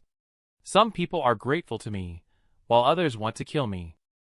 Everywhere is a test, and there are traps at every step. But because of her, none of this seems so bad. The alley is not short, but not too long either. I look up and see eldest young master's attic is near. "Hazel, I'm here to see you." Suddenly everything went black, and I passed out with blurred consciousness. When I opened my eyes again, I found myself lying on a soft bed. A faint scent wafted over me, and I looked around at the unfamiliar surroundings. Where am I? I woke up on a soft bed, finding myself lying there after passing out on the road. I got up and looked around the room, and a girl's fragrance filled the air. At this moment, I saw a faint white mist billowing out from under the door. The door opened, and a pair of snowy white delicate feet came into view. The person opening the door is Hazel, dressed in a bathrobe, emitting a subtle sense of charm. So beautiful, with delicate cheeks and a silky smooth body. It makes me lose my focus for a moment. Hazel, is this you revealing your true self? How should I react to her with what expression on my face? Upon hearing this, I teased her a few words. Today's Hazel looks so beautiful. Should I address you as Miss Witch Clanforth? Hazel smiled slightly at the corner of her lips. Why do you seem not very surprised? Hearing the hidden meaning in her words, it seems she is no longer concealing her appearance and revealing her true self. Facing Hazel with a slightly confused expression, I decided to act it out fully. Since I was already so captivated, naturally, I am not surprised. I didn't expect Junior's sister to be this good-looking. If I had known earlier, I would have been nicer to you. Hazel smiled after listening, saying, No, approaching me without knowing my true appearance actually makes it feel more precious, doesn't it? In fact, she doesn't know that I saw her true appearance from the first moment I saw her. Of course, I won't say it either. So, Junior sister, did you change your appearance to infiltrate the Divine Chosen in order to kill a son or daughter of the Witch clan and take their place? No, I just want to kill the eldest young master. Everyone says that the eldest young master is the reincarnation of a true immortal, so I want to see how strong he really is. I only want to kill him, because the central point of the Witch clan's barrier is on him. But the result is somewhat disappointing. I saw the red string in Hazel's hand, and curiously asked her what the red string was all about. She then explained that it was because there was the power of the White Phoenix's marrow blood within her body, which was too powerful to be controlled. So, Auntie used her own feather to weave the red string specifically to seal this power. If I had untied this red string when we were at Sin Pool, she might have turned into a demon and eaten me in one bite. I become more and more curious as I, who knows nothing about this world, listens. Junior sister is not the daughter of the Witch clan. She should be a human talent. How could she have become a demon? To my surprise, Hazel laughed and poked my face. Why do you become so silly whenever it comes to common sense of this world? I even have to suspect if you are an outer realm heavenly demon. Haha, if I were outer realm heavenly demons, then what about you, Junior sister? I am a celestial immortal from the outer realms too. The two of them couldn't help but tease each other. Hazel suddenly stood up and said that these days were the happiest she had been in 14 years. However, starting from today, she asked me not to call her junior sister anymore. We are supposed to wait for 4 years, right? The progress of not being called junior sister seems to be faster now. What are you thinking? I only saw her taking out the acolyte badge on my body and praised Yang. You are my acolyte now, so you should call me Master. Okay, junior sister, I thought about covering the past first before speaking. This title is too difficult for me to utter, but Hazel is not buying it. She brought out the illusion feather and threatened that if I dared not call her master, she would turn into a fierce and terrifying demon to scare me every day. Superficially obsessed with illusions cannot conceal the brilliance of Hazel. If I cannot break through this, how can I calmly call you junior sister? The smooth-talking Hazel finally let me go, thinking there is a long way to go. She will slowly work on me in the days to come. But in the end, I still called her Miss Hazel before she agreed to help me unlock the seal. But her hands, used to unlock the seal, suddenly became mischievous. She discovered my fear of itching and deliberately tickled my body. She then leaned forward against my chest, listening to my rapid heartbeat. This action made me involuntarily glance downward, a hint of spring entering my sight. Hazel noticed my gaze and awkwardly buried herself in the bed. After unlocking the seal, she was already panting. The seal set by the immortal realm was even more tricky than she had imagined. At this moment, she retied the red string around my hand. Curious, I asked why this red string was so important to Hazel. She then explained that if the seal was left unlocked for too long, she might be devoured by the White Phoenix's bloodline, so she needed someone to timely tie it up. After much thought, it seems that only I am the most suitable for her. Other acolytes and their masters have all made a pact to prevent betrayal. Suddenly, Hazel picked up a pen and paper and started writing. I leaned in to sneak a peek. "Do you really want to be my master? Do you think I would betray you? Don't look." I didn't know what she was writing, but at any rate, this master position she was definitely set on. I only saw her finish writing and press a fingerprint. When she asked me to press a fingerprint, I still wanted to refuse. If this is really signed, wouldn't I be unable to turn things around for the rest of my life? Seeing my hesitant look, she didn't force me. She said to me that whenever I changed my mind, I should press my fingerprint and then give it to her. After that, she turned away and said, "I am going to change clothes. Please turn around." She took off her bathrobe and changed clothes behind me, her flawless skin completely exposed without any covering. She must trust me a lot. I turned around again. She was dressed in a garment similar to a ceremonial robe, exuding elegance and nobility. Hazel tiptoed, lightly turned half a circle, and said that it was her first time wearing such fine clothes. "It looks really nice, Hazel. Now you are the witch clan miss, and you will have plenty of chances to wear such nice clothes in the future." She finally regained everything that belonged to her. I asked Hazel, "Are you going to stay here in the future?" She didn't know either. She just held my hand and asked me to accompany her for a walk outside. Gentle breeze, continuous rain. I held a deep green bamboo umbrella for Hazel. At this moment, a group of people wearing white robes came towards us. They were carrying 2 coffins. That is indeed the witch clan patriarch and the eldest young master. They see the newly appointed miss approaching, and the laughter abruptly comes to a halt. Perhaps out of respect for the deceased Hazel, she did not give them a hard time. The melancholy laughter quietly resumed. Trembling cries send the soul far away. The lament follows into the sky, while fine rain comes along with the clouds. I unknowingly walked to the entrance of the witch clan hall with Hazel. Hazel stopped in front of the nameless stele, which is her mother's tombstone. The people of the witch clan thought she had died on that stormy night, so they erected a gravestone for her and her mother, allowing the mother and daughter to keep each other company below. However, Hazel doesn't have any feelings toward her mother. After all, she had never seen her mother since birth. It was her aunt who raised her. I was curious when she suddenly picked up a shovel and asked what she was going to do with it. I only saw a hint of sadness in her expression. She said she wanted to dig one for Auntie too.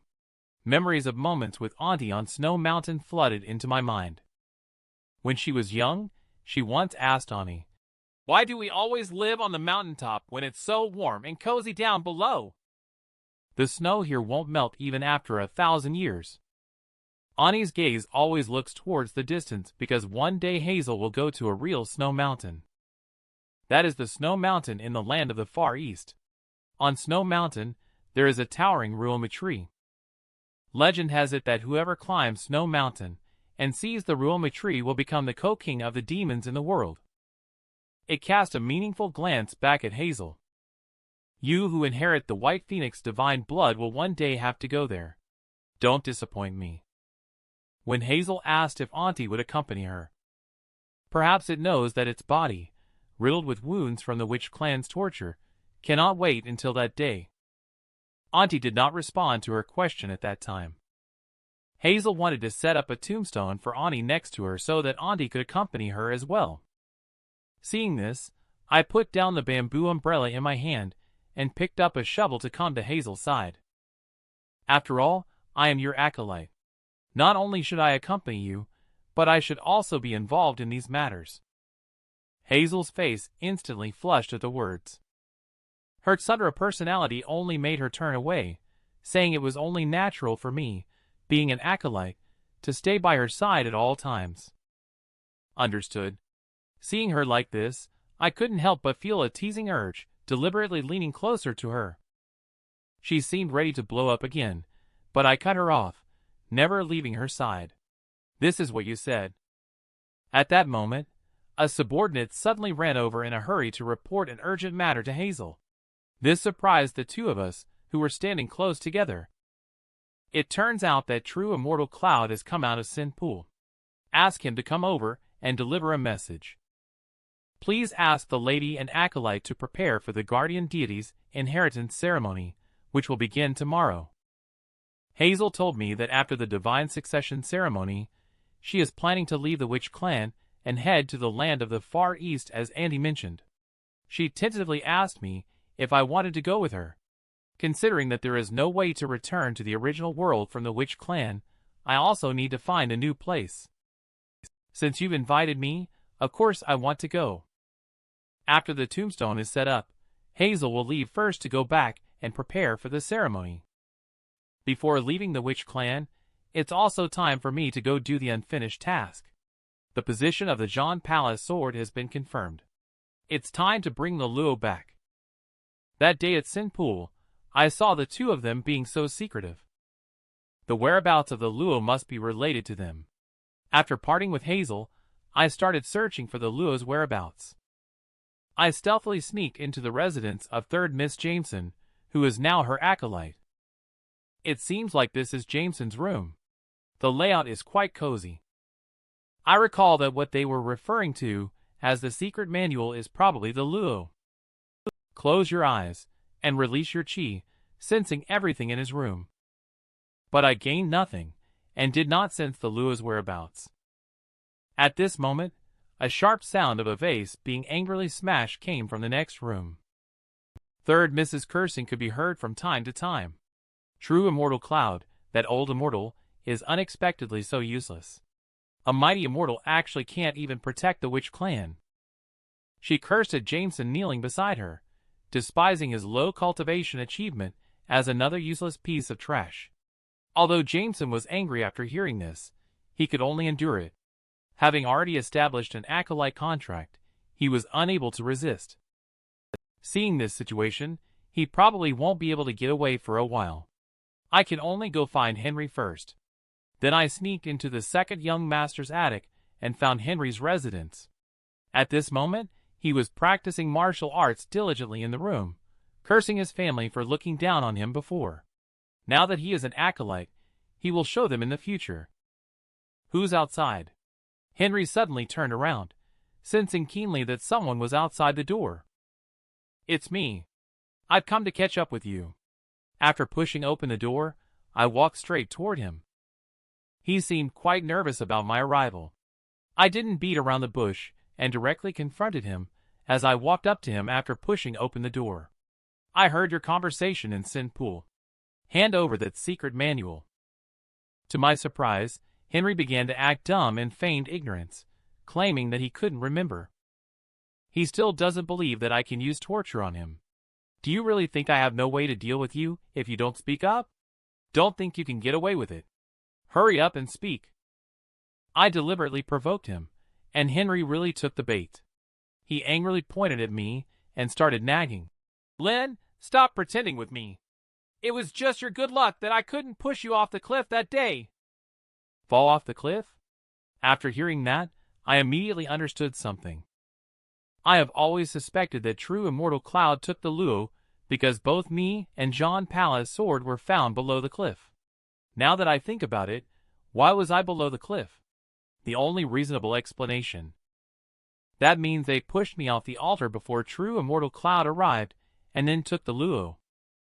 The Luo and River Diagram are books that record the Cultivate secret manual. People with Spirit Meridian only need to touch them to obtain a complete and exquisite method of breath regulation chi. In the previous world, it took decades of hard work to cultivate the body and bones. But since the appearance of the River Diagram and the Luo, practices like cultivation became as simple as touching a page of the book. This is definitely not normal.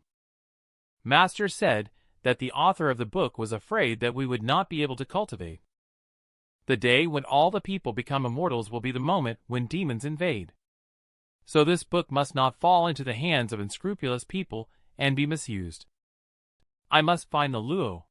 I glared at Henry with cold eyes, realizing that I was not accidentally pushed down, but was actually pushed down by someone.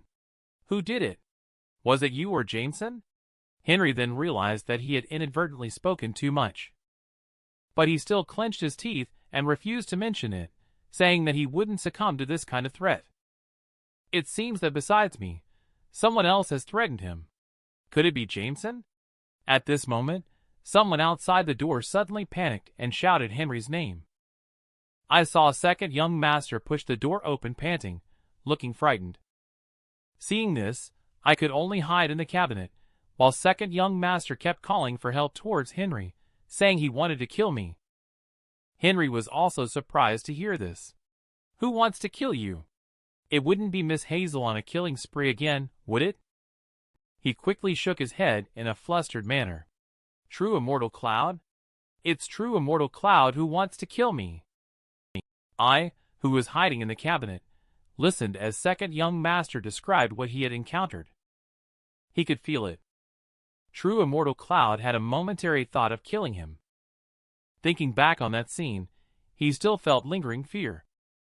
True Immortal Cloud looked at him as if he was prey. The reason he talked to second young master for so long was because he was hesitating on whether to make a move. Second young master could feel the sword in True Immortal Cloud's hand craving his bloodline. He had never seen such a demonic sword in the Witch clan. At first, I found it hard to believe. After all, True Immortal Cloud has been loyal to the Witch clan for so many years, and has never acted against them. But just look at the terrified look on second young master's face.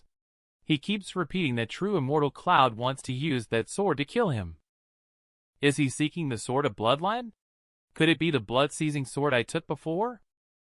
The sword was taken by someone when I was put in prison. Blood seize, blood seize. A detail suddenly flashed through my mind. This sword can seize the bloodline. I sensed that something was wrong. I immediately dashed out of the cabinet, ignoring Henry and the others. I had to quickly tell Hazel this news. Hazel is currently taking a bath in the room. She is immersed in the bathtub with her snow-white hair, her charming figure not hidden beneath it. She suddenly heard footsteps outside the door. Realizing that someone was coming, she quickly put on her clothes. Arriving at the door, she was just about to see who had come. Just in time, I pushed the door open as the situation was urgent, and there was no time to knock. Hazel was instantly startled by my sudden appearance. She hastily covered her body, thinking that I had suddenly intruded late at night with amorous intentions, ready to defend herself. Now is not the time for jokes. That sword was brought into the Witch clan by True Immortal Cloud. Blood-seizing sword. The blood-seizing sword and sword pavilion was brought into the Witch clan by True Immortal Cloud. Hazel obviously had not yet realized the significance of the sword at this time. The rain is pouring down heavily. The wooden door behind me unexpectedly reflected a figure. True Immortal Cloud? Hazel unconsciously exclaimed when she saw the figure. I quickly covered her mouth. Miss, are you still awake? True Immortal Cloud, who was standing outside the door, spoke. Coming to Hazel's mansion at this time clearly indicates ill intentions. The two of us tacitly prepared for a fight. Hazel turned around and went to get a sword, pretending to ask True Immortal Cloud outside the door if there was any reason for coming so late. True Immortal Cloud said there was no particular reason, and that they had come to chat about tomorrow's divine succession ceremony. The dazzling lightning blossomed in the dark night, making the blood-seizing sword he carried on his back shine particularly bright.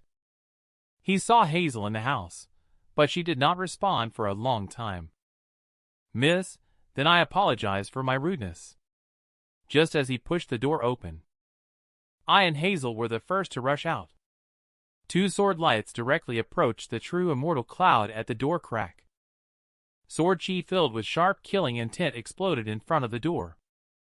The smoke gradually dispersed, and True Immortal Cloud's elusive figure appeared outside the building.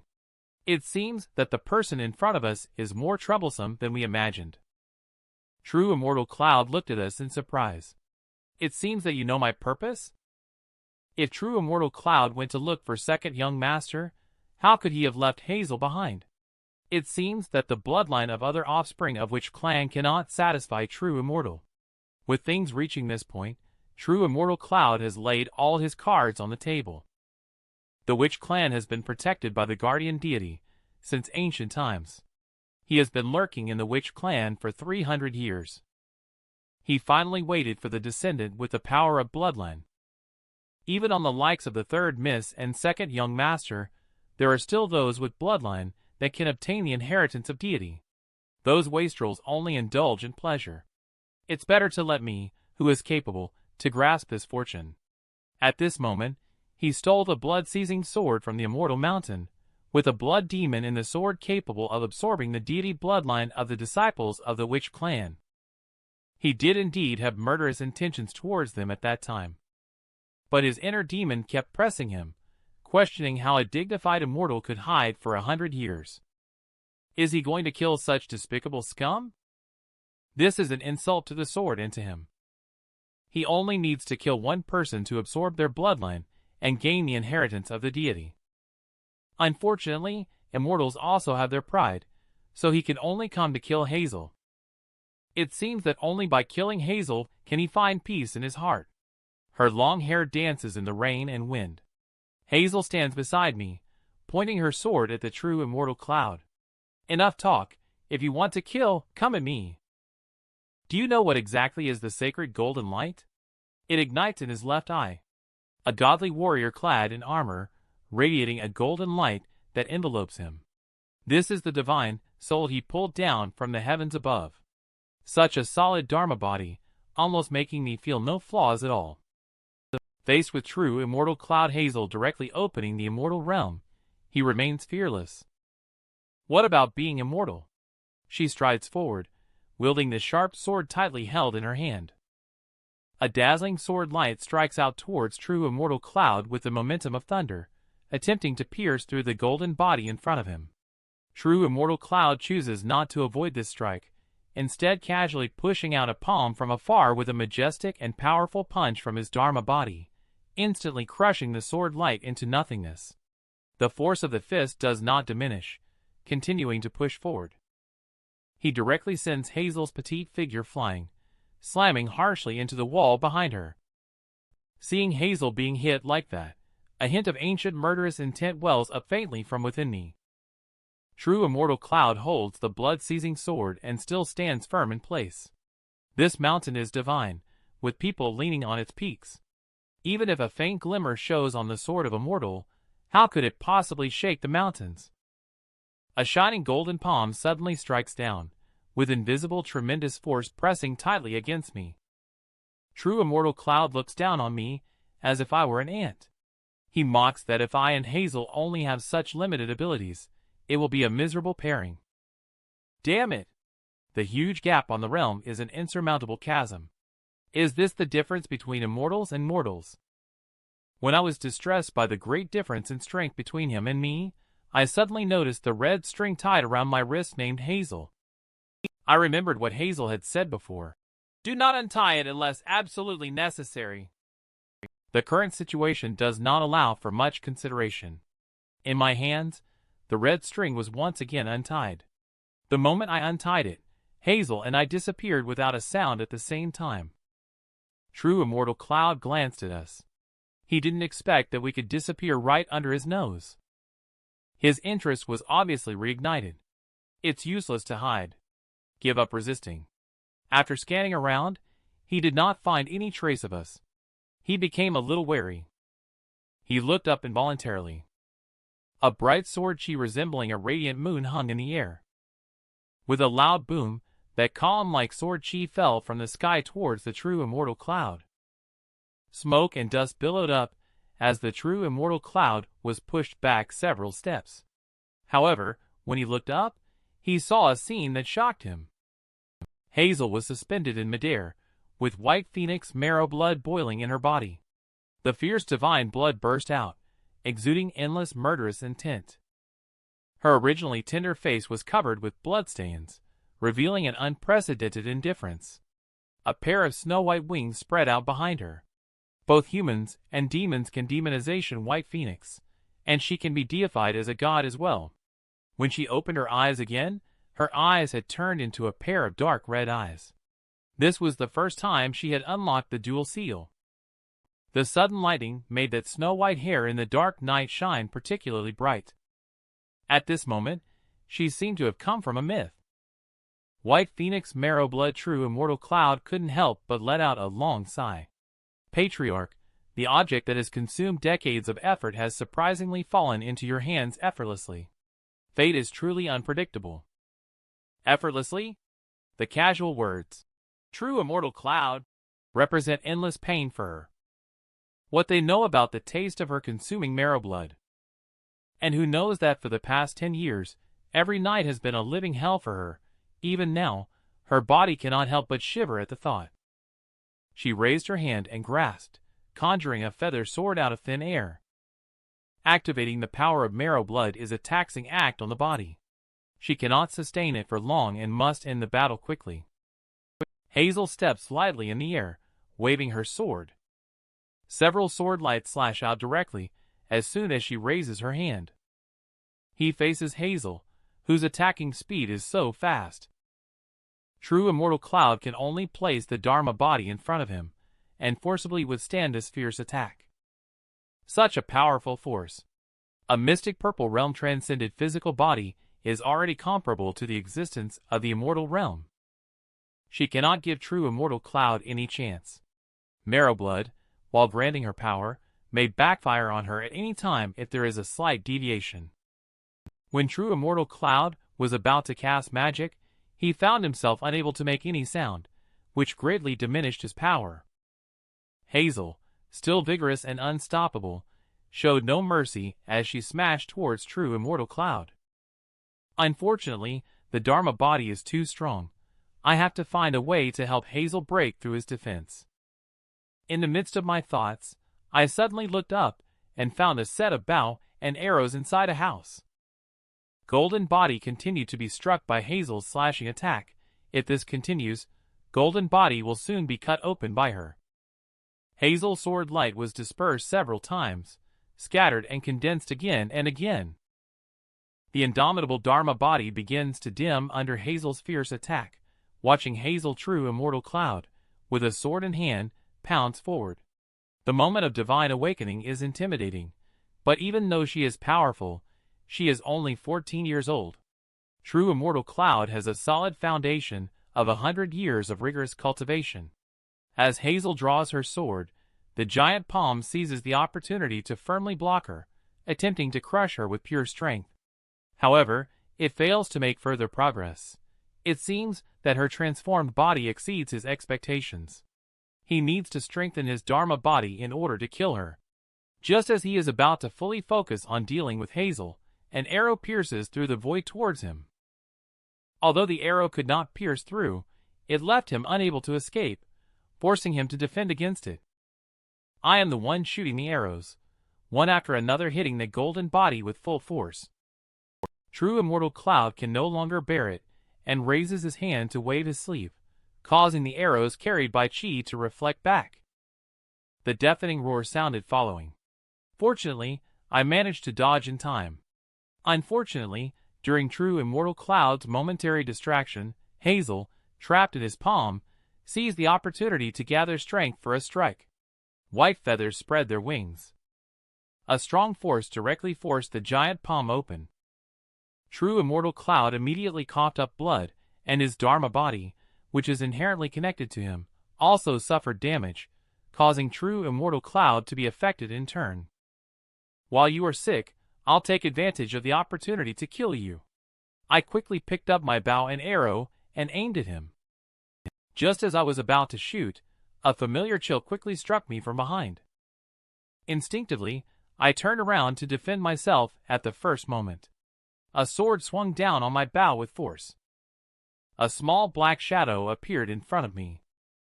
I took a closer look, and the person wielding the sword was none other than Sawyer. Two different Chis exerted immense power, and fiercely collided towards the front at the same time. Neither side chose to evade. The powerful impact from the collision affected both me and Sawyer standing beside me. Your opponent is me, Sawyer, holding a sword in one hand with a cold expression. I didn't want to interact with him too much. I leaped forward and swung my sword directly at him. Perhaps my strength exceeded Sawyer's previous estimate, and he also put away his contemptuous expression. He gathered chi on his index finger and unexpectedly blocked the sword I thrust out head-on.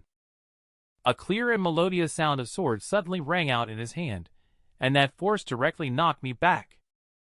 With the Crimson Origin Realm secret technique, the half-step immortal Sawyer only needed to raise his index finger, and the sharp sword was instantly destroyed. Glancing sideways, the situation doesn't seem optimistic for Hazel, who is currently locked in a fierce battle with True Immortal Cloud. Sawyer Realm is far from being comparable to True Immortal Cloud, but I can only hold on at best in the Mystic Purple Realm.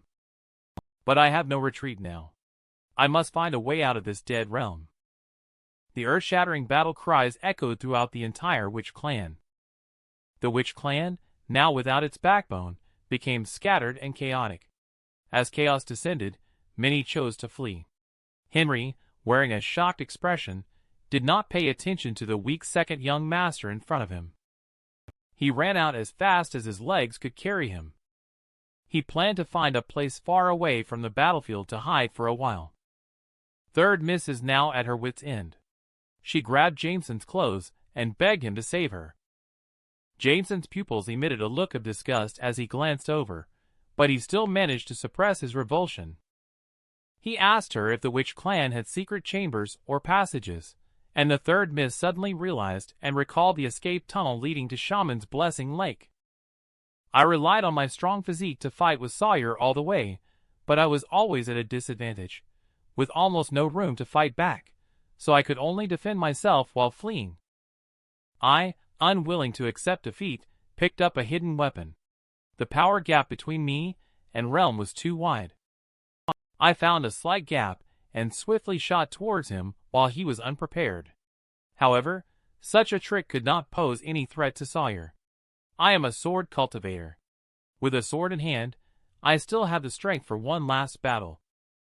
Unfortunately, there is no weapon that can withstand his attack.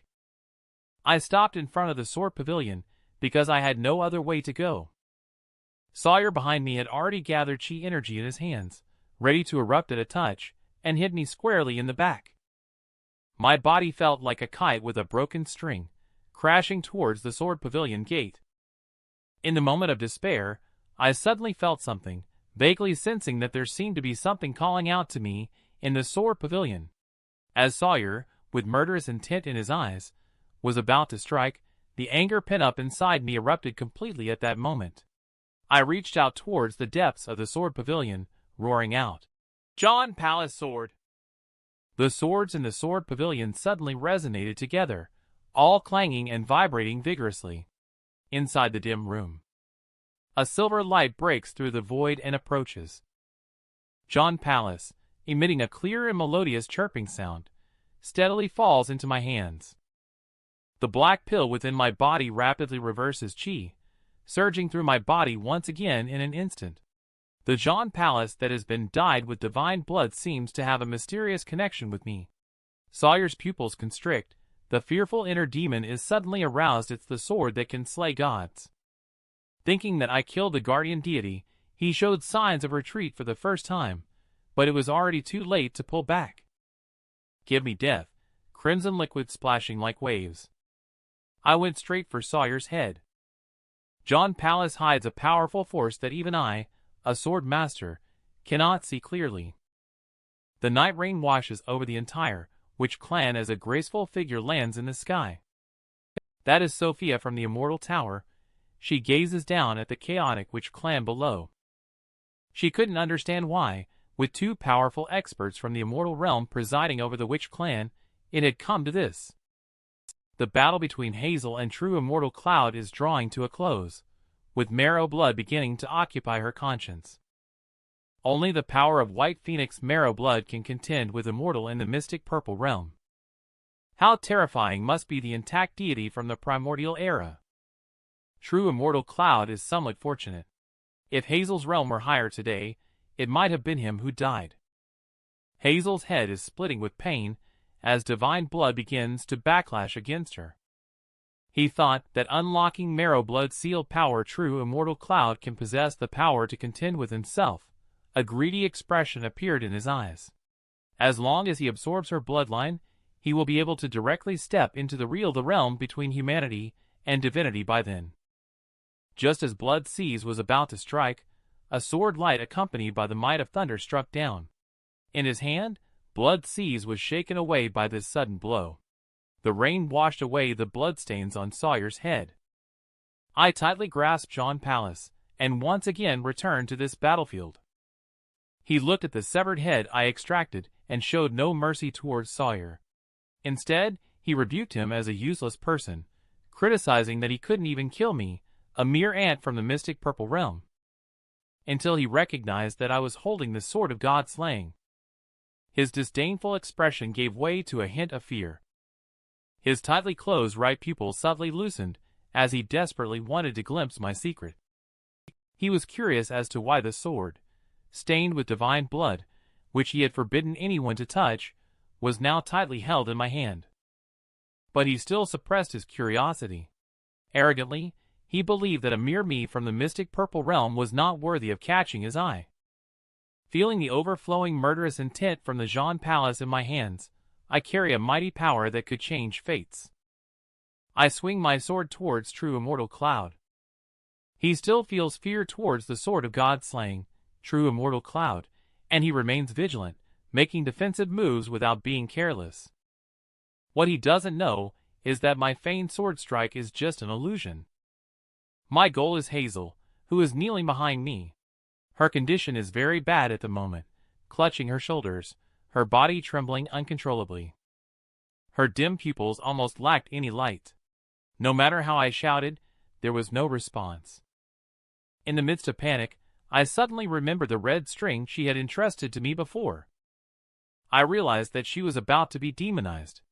Anxiously, I tied the red string back onto her hand.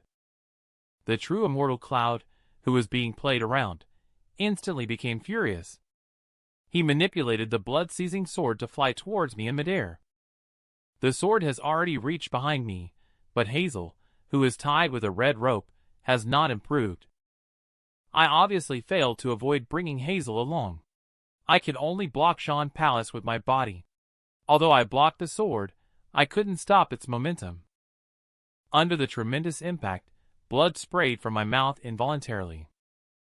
Hazel and my arm seemed to be in more serious condition at this point. The backlash of marrow blood is too severe. A terrifying gurgling sound kept coming from her body. Damn it! Years ago, I witnessed Master die right in front of me with my own eyes. Must I now watch Hazel die in my arms as well? An uncontrollable rage surged within me. I have never hated myself as much as I do at this moment. The black pill inside me accelerated to its peak and boiled. I gather all the chi in my body on top of Jean Pallas. I angrily slashed true immortal Cloud with a sword. The fierce battle with Hazel greatly weakened true immortal Cloud's golden body. The Black Phoenix Sword Sutra, blessed by Jean Pallas, became even more unstoppable. The sharp sword chi thoroughly pierced through his proud Dharma body. As the spiritual golden body shattered desolately, the true immortal Cloud, which had lost its protection, dropped a whole realm. However, I also found myself unable to cope with the intense depletion of chi.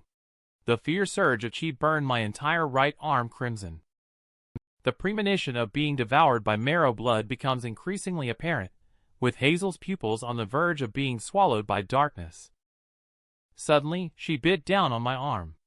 Looking at her lips, and teeth stained with my blood, I realized that Hazel had not lied to me. The untied Hazel was indeed capable of cannibalism. The true immortal Cloud burst into laughter upon seeing this scene. Seeing that I refused to give up the girl in my arms, true immortal Cloud, holding Blood Seas, quickly moved towards me to attack. He actually wanted to see if he would kill me first, or if Hazel would devour me first. I cannot dodge. The sword went straight into my chest. But true immortal Cloud was stunned, as it seemed that Blood Seas did not pierce through my chest as he had anticipated.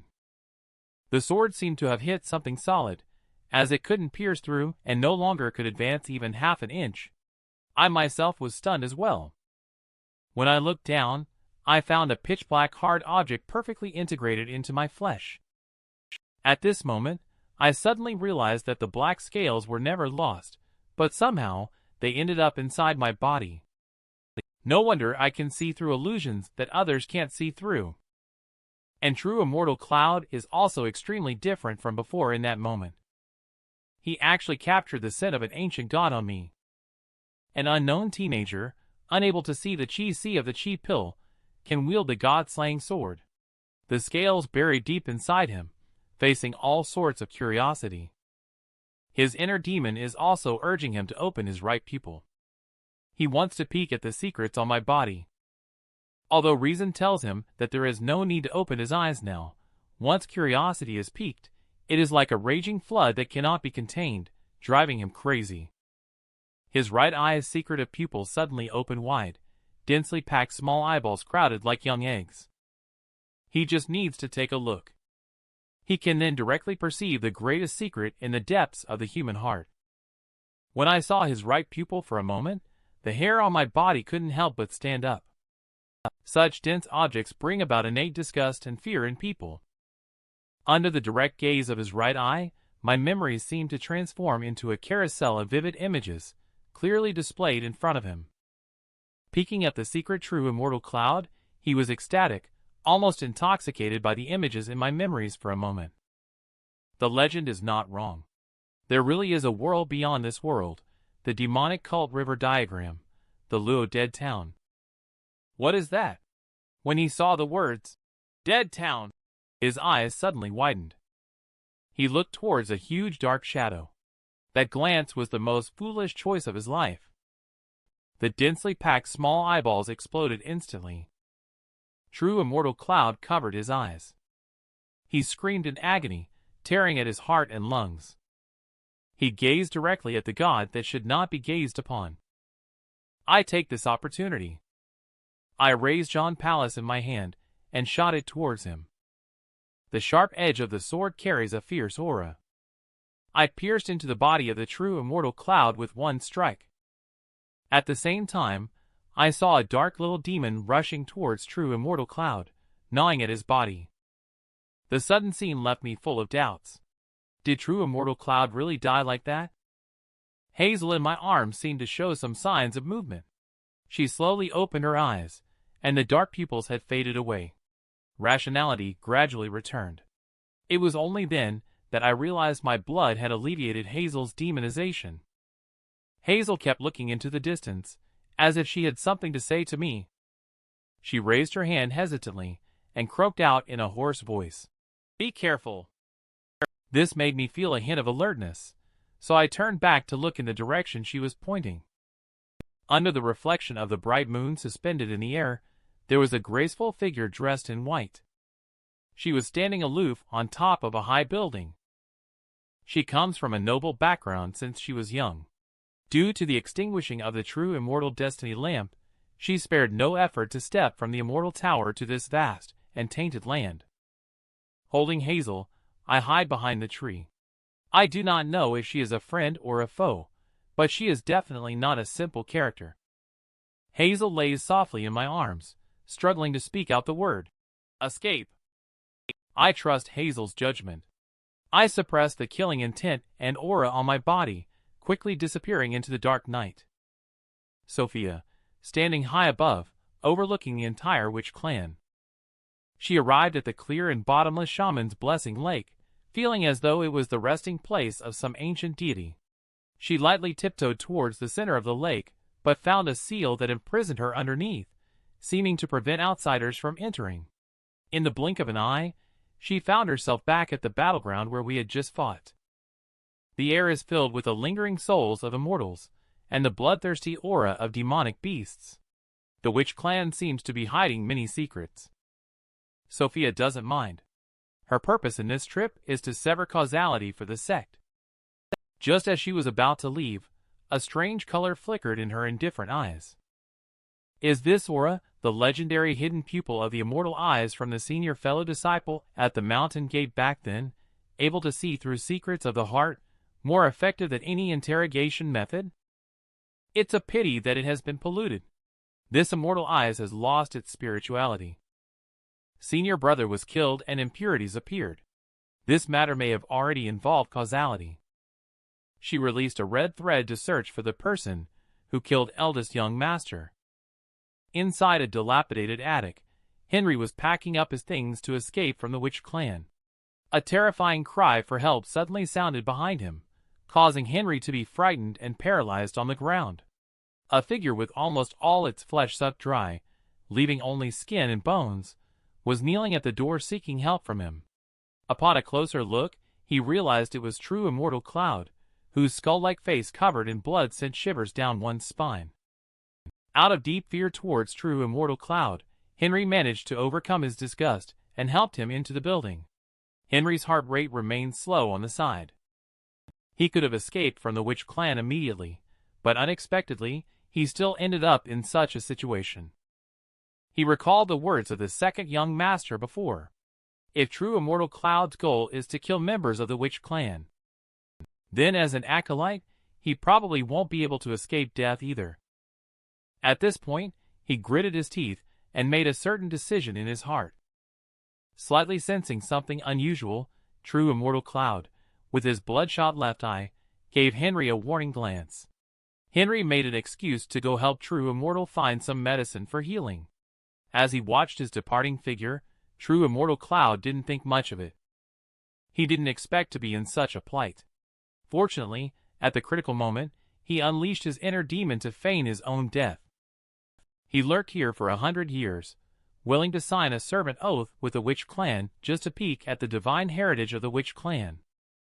Everything was going smoothly as planned, but he never expected that the eldest young master would die suddenly, triggering his inner demon to arise.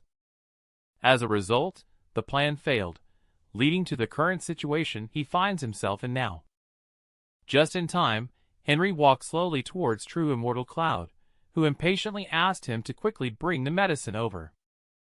Henry's fat face suddenly turned grimace. Go to hell! He raised the ring selected from the treasure trove. He aimed at the ring of true immortal Cloud, and under the agitation of chi, it jetted out scorching flames. Fate seems to have been arranged in advance. The fortune he once gave to Henry has now become his misfortune. The scream of true immortal Cloud echoed throughout the attic. When the flames faded, true immortal Cloud was dead beyond death. He personally saw true immortal Cloud off on his final journey. I killed immortal Henry, and laughed like a madman. This filled his hypocritical heart with an unprecedented sense of fulfillment. He wanted to return home, making those useless people kneel at his feet. Suddenly, footsteps sounded behind him. He turned back vigilantly to look at the dark figure in front of the door. The visitor turned out to be Jameson, causing Henry's suspended heart to relax instantly. He couldn't contain the joy in his heart, asking Jameson to come over quickly to show off that he'd personally killed true immortal Cloud. As Jameson approached, his eyes burst with a murderous intent that was hard to conceal. Henry, who had a premonition that something was wrong, evidently realized it was already too late. A flash of sword light passed by as crimson liquid splashed up before his eyes. I fled with Hazel in my arms, but the danger had not dissipated. A red thread of danger sensed our whereabouts. This feeling is somewhat similar to Maeve's causality tracking technique. I turned around and saw a woman in white clothes quickly walking towards me. I do not know why she is chasing us. Is it for the eldest young master or true immortal Cloud? Killing true immortal Cloud nearly exhausted all of our means. I am powerless to deal with another unknown woman. Hazel in my arms immediately recognized her as coming from Divine Mountain. Because she looks down on everything here.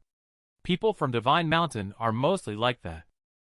She may have come down the mountain to track and kill true immortal Cloud, this remnant of Divine Mountain. Or perhaps she came because of the death of the eldest young master, who was the reincarnation of true immortal. In any case, she will never be a friend. We, exhausted, stopped in front of an old broken-down building. I walked into the building with Hazel in my arms, but just as we entered the door, A shocking scene unfolded before my eyes. Blood was everywhere, flowing from Henry's neck. His lifeless body indicated that he was truly dead. Looking up, I saw a true immortal Cloud lying on the bed from burns, and he is dead. I didn't expect Henry to be dead. Now the divine succession ceremony can't be activated. Hazel, however, doesn't seem to care. If you don't want the power of the guardian deity, then forget about it. The inheritance of deity and the miraculous elixirs are all temporary. Time is the best treasure for cultivation. Hazel's words struck a chord with me. Yes, if we can all survive, not just cultivate, we will also be able to stay together for a long time. A smile gradually appeared on Hazel's face. Perhaps this is our final promise. The woman in white has come up behind me. I couldn't help but think of the night I was being chased by Maven Dead Town, just as injured and desperate. But this time seems even more desperate than back then.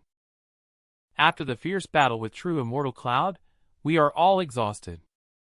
She, who came for the death of eldest young master, now looks at Hazel with a sword in hand.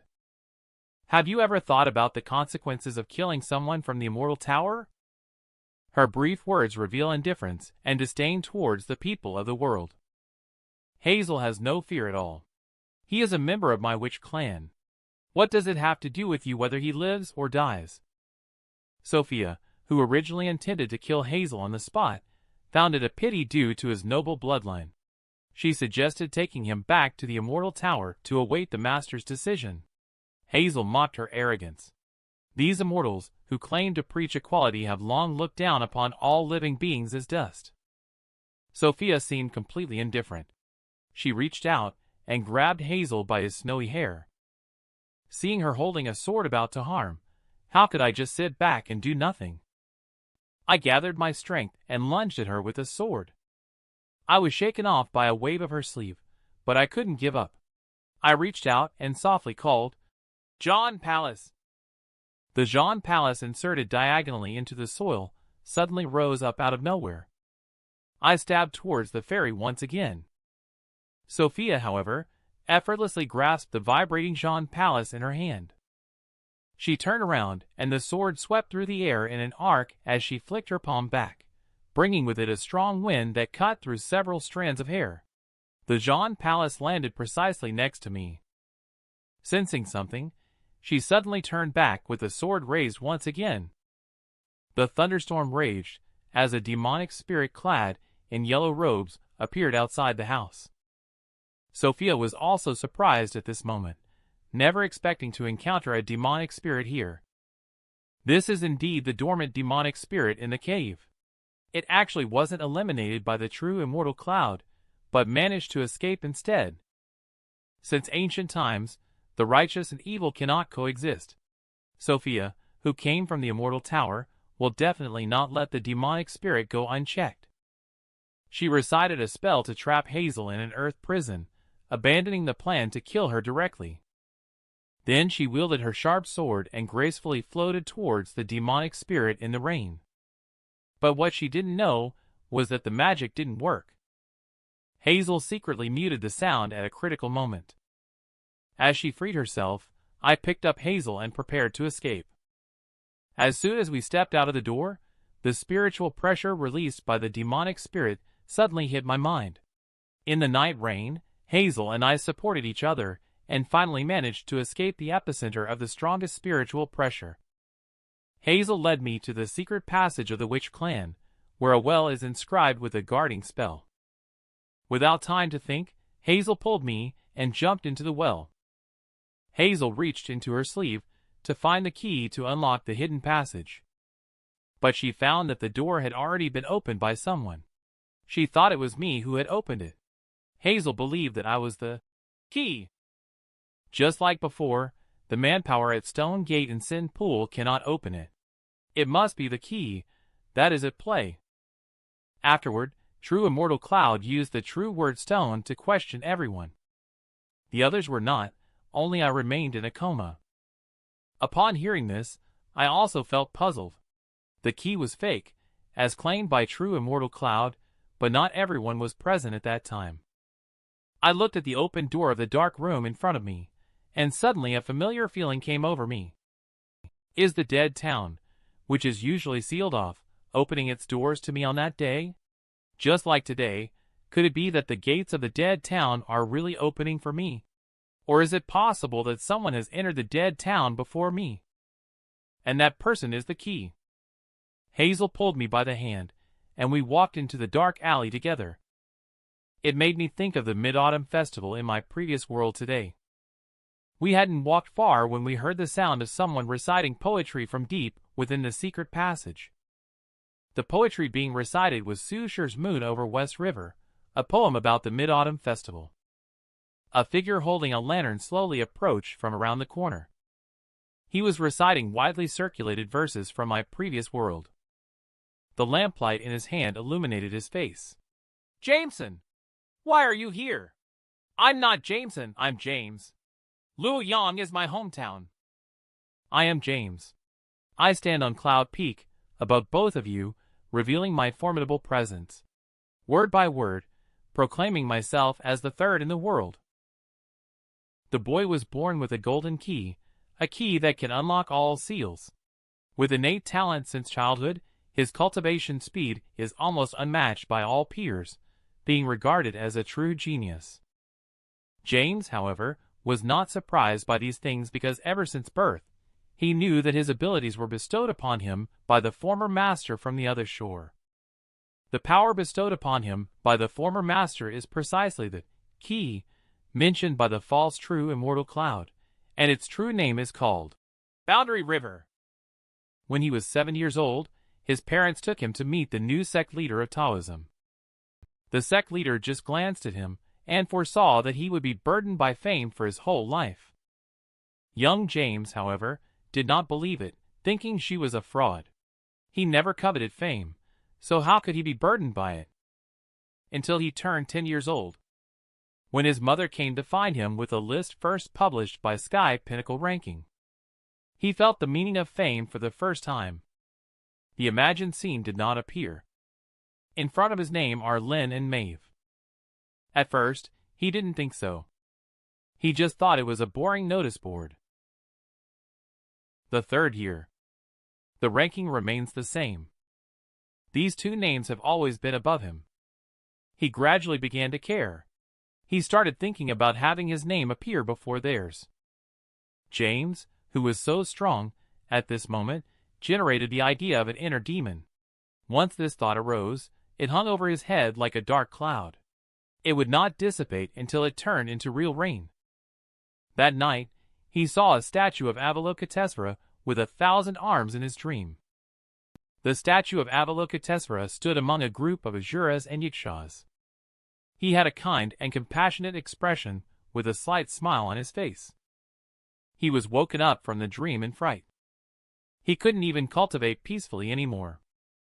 To eliminate his inner demon, he left his family and joined the Buddhist sect incognito. Since entering the Buddhist sect, he seems to wander in emptiness, dedicating himself to daily practice, completely forgetting himself. Often, he would sit for several days at a time. In such emptiness, he thinks he has found himself. Until that day, when he heard that the Taoist disciple Maeve was coming to the Buddhist temple to listen to the scriptures. The Zen mind, which should have been as calm as water, rippled once again at this moment. Originally, he thought he could resist the inner demon, but when he saw Maeve about to leave after listening to the scriptures, he ultimately couldn't control his inner desires and challenged her. But reality was so cruel. Watching Maeve's back as she walked away, he was defeated. Blood stained his clothes, and his Zen heart broke on that day. He finally understood that he could only ever be third in the world. The heart that arrogantly believed itself to be the unparalleled genius was shattered and vanished without a trace. After that, there were no surprises in the Sky Pinnacle ranking. Lin and Maeve always stayed at the top and bottom. And he was like a river beneath a mountain, stretching across, with people unable to pass, and he also couldn't reverse the current to climb to the peak. When James decided to accept his mediocrity, he received an enlightenment. The goddess of mercy in his dreams opened her eyes. Go to Dead Town. There you can find your answers. He used the power of Boundary River to push open the long sealed gates of Dead Town. He walked along the street, and this day happened to be the decisive battle between the demonic cult and Taoism. At the end of the road stood a Guanyin pavilion. Everything was just as he had seen in his dream. Hidden behind the deity statue, he witnessed the battle between the strongest warriors, as well as the fear of the invincible man and woman when facing their old master. He watched the two trembling figures on the platform, and it brought him unparalleled joy, because he felt he had become a part of this terror as well. After the altar opened, the three crossed into another world. James, who woke up first, stole the luo from me and pushed me off the cliff. I, who narrowly escaped death, was discovered and saved by Hazel. However, I only learned about all this today. I didn't even recognize the person in front of me, who also comes from the same world as me. Both you and Maeve are prideful to the core. I have been in third place for so many years, and you don't even remember my name. James in the secret passage started to laugh maniacally. He was also blunt in saying that Luo was the one he defeated and Henry was the one he killed. The divine succession ceremony was thus disrupted, and he didn't care about it either because, like me, he was brought to this place by the altar, albeit all by accident. He has another power to inherit, not from the witch clan, this so-called guardian deity. Do you really think you can kill me? James looked at me, the smile fading from his face. He really didn't have much confidence, even though both Hazel and I were seriously injured at the moment. But he was unwilling to leave like this. You and Maeve are both proud and arrogant, but you are also my inner demons I must personally destroy. Hazel had a puzzled look on her face when she heard our conversation. She couldn't understand our language. I could only explain that we were speaking in our local dialect and asked her not to worry. However, just by looking at my indifferent appearance, James couldn't help but recall the day he was defeated by Maeve. James, you will pay the price for your arrogance. With the accumulated years of humiliation, he swung his sword, clashing with mine. I had no intention of using any skills, only meeting the enemy head-on. But I realized that I had expended too much energy before, and couldn't sustain myself by persisting like this. James also noticed at this moment that Hazel was missing, thinking that she had taken the opportunity to escape. He scoffed, saying that we were in big trouble and each had to fend for ourselves. Just as he was about to swing his sword again, someone suddenly called out his name from behind. He turned around and saw that it was Third Miss, whom he had arranged to wait at the exit. She then casually drew out her own sword. She yelled, "Acolyte, listen up! Let go!" Although unwilling, he subconsciously let go of his hand when the command was uttered. Wrong. Soon he realized that the command had not been transmitted to his body. And I took advantage of the moment when he relaxed, raising my sword and slashing straight towards him. Realizing this, James avoided the vital point. But I also wounded his shoulder. James instantly understood that the person in front of him was not Third Miss Hazel. With a smile on his face, she removed her disguise, and despite her already severe injuries, she was forcing herself to hold on. She successfully deceived James, gaining me a slight chance. But there's only one chance. I immediately picked up Hazel and ran towards the stone path. I used up the little strength left in my body and ran frantically, finally seeing the exit emitting bright light. But fate seems to be playing a joke on us again. What lies ahead is not an exit, but a bottomless cliff, and James, who is chasing us relentlessly, has caught up from behind. Today, meeting an old friend in a foreign land, I have noted down this third place beneath the sky. My name is Lin Tao Te Ching. There is a saying, "Know the male yet keep to the female, receive the world in your arms," which is the name Master gave me. Next time we meet, I will definitely tear you apart into pieces. The vows echo between the cliffs by the lake. Hazel and I, like birds embracing each other, leaped off the cliff together,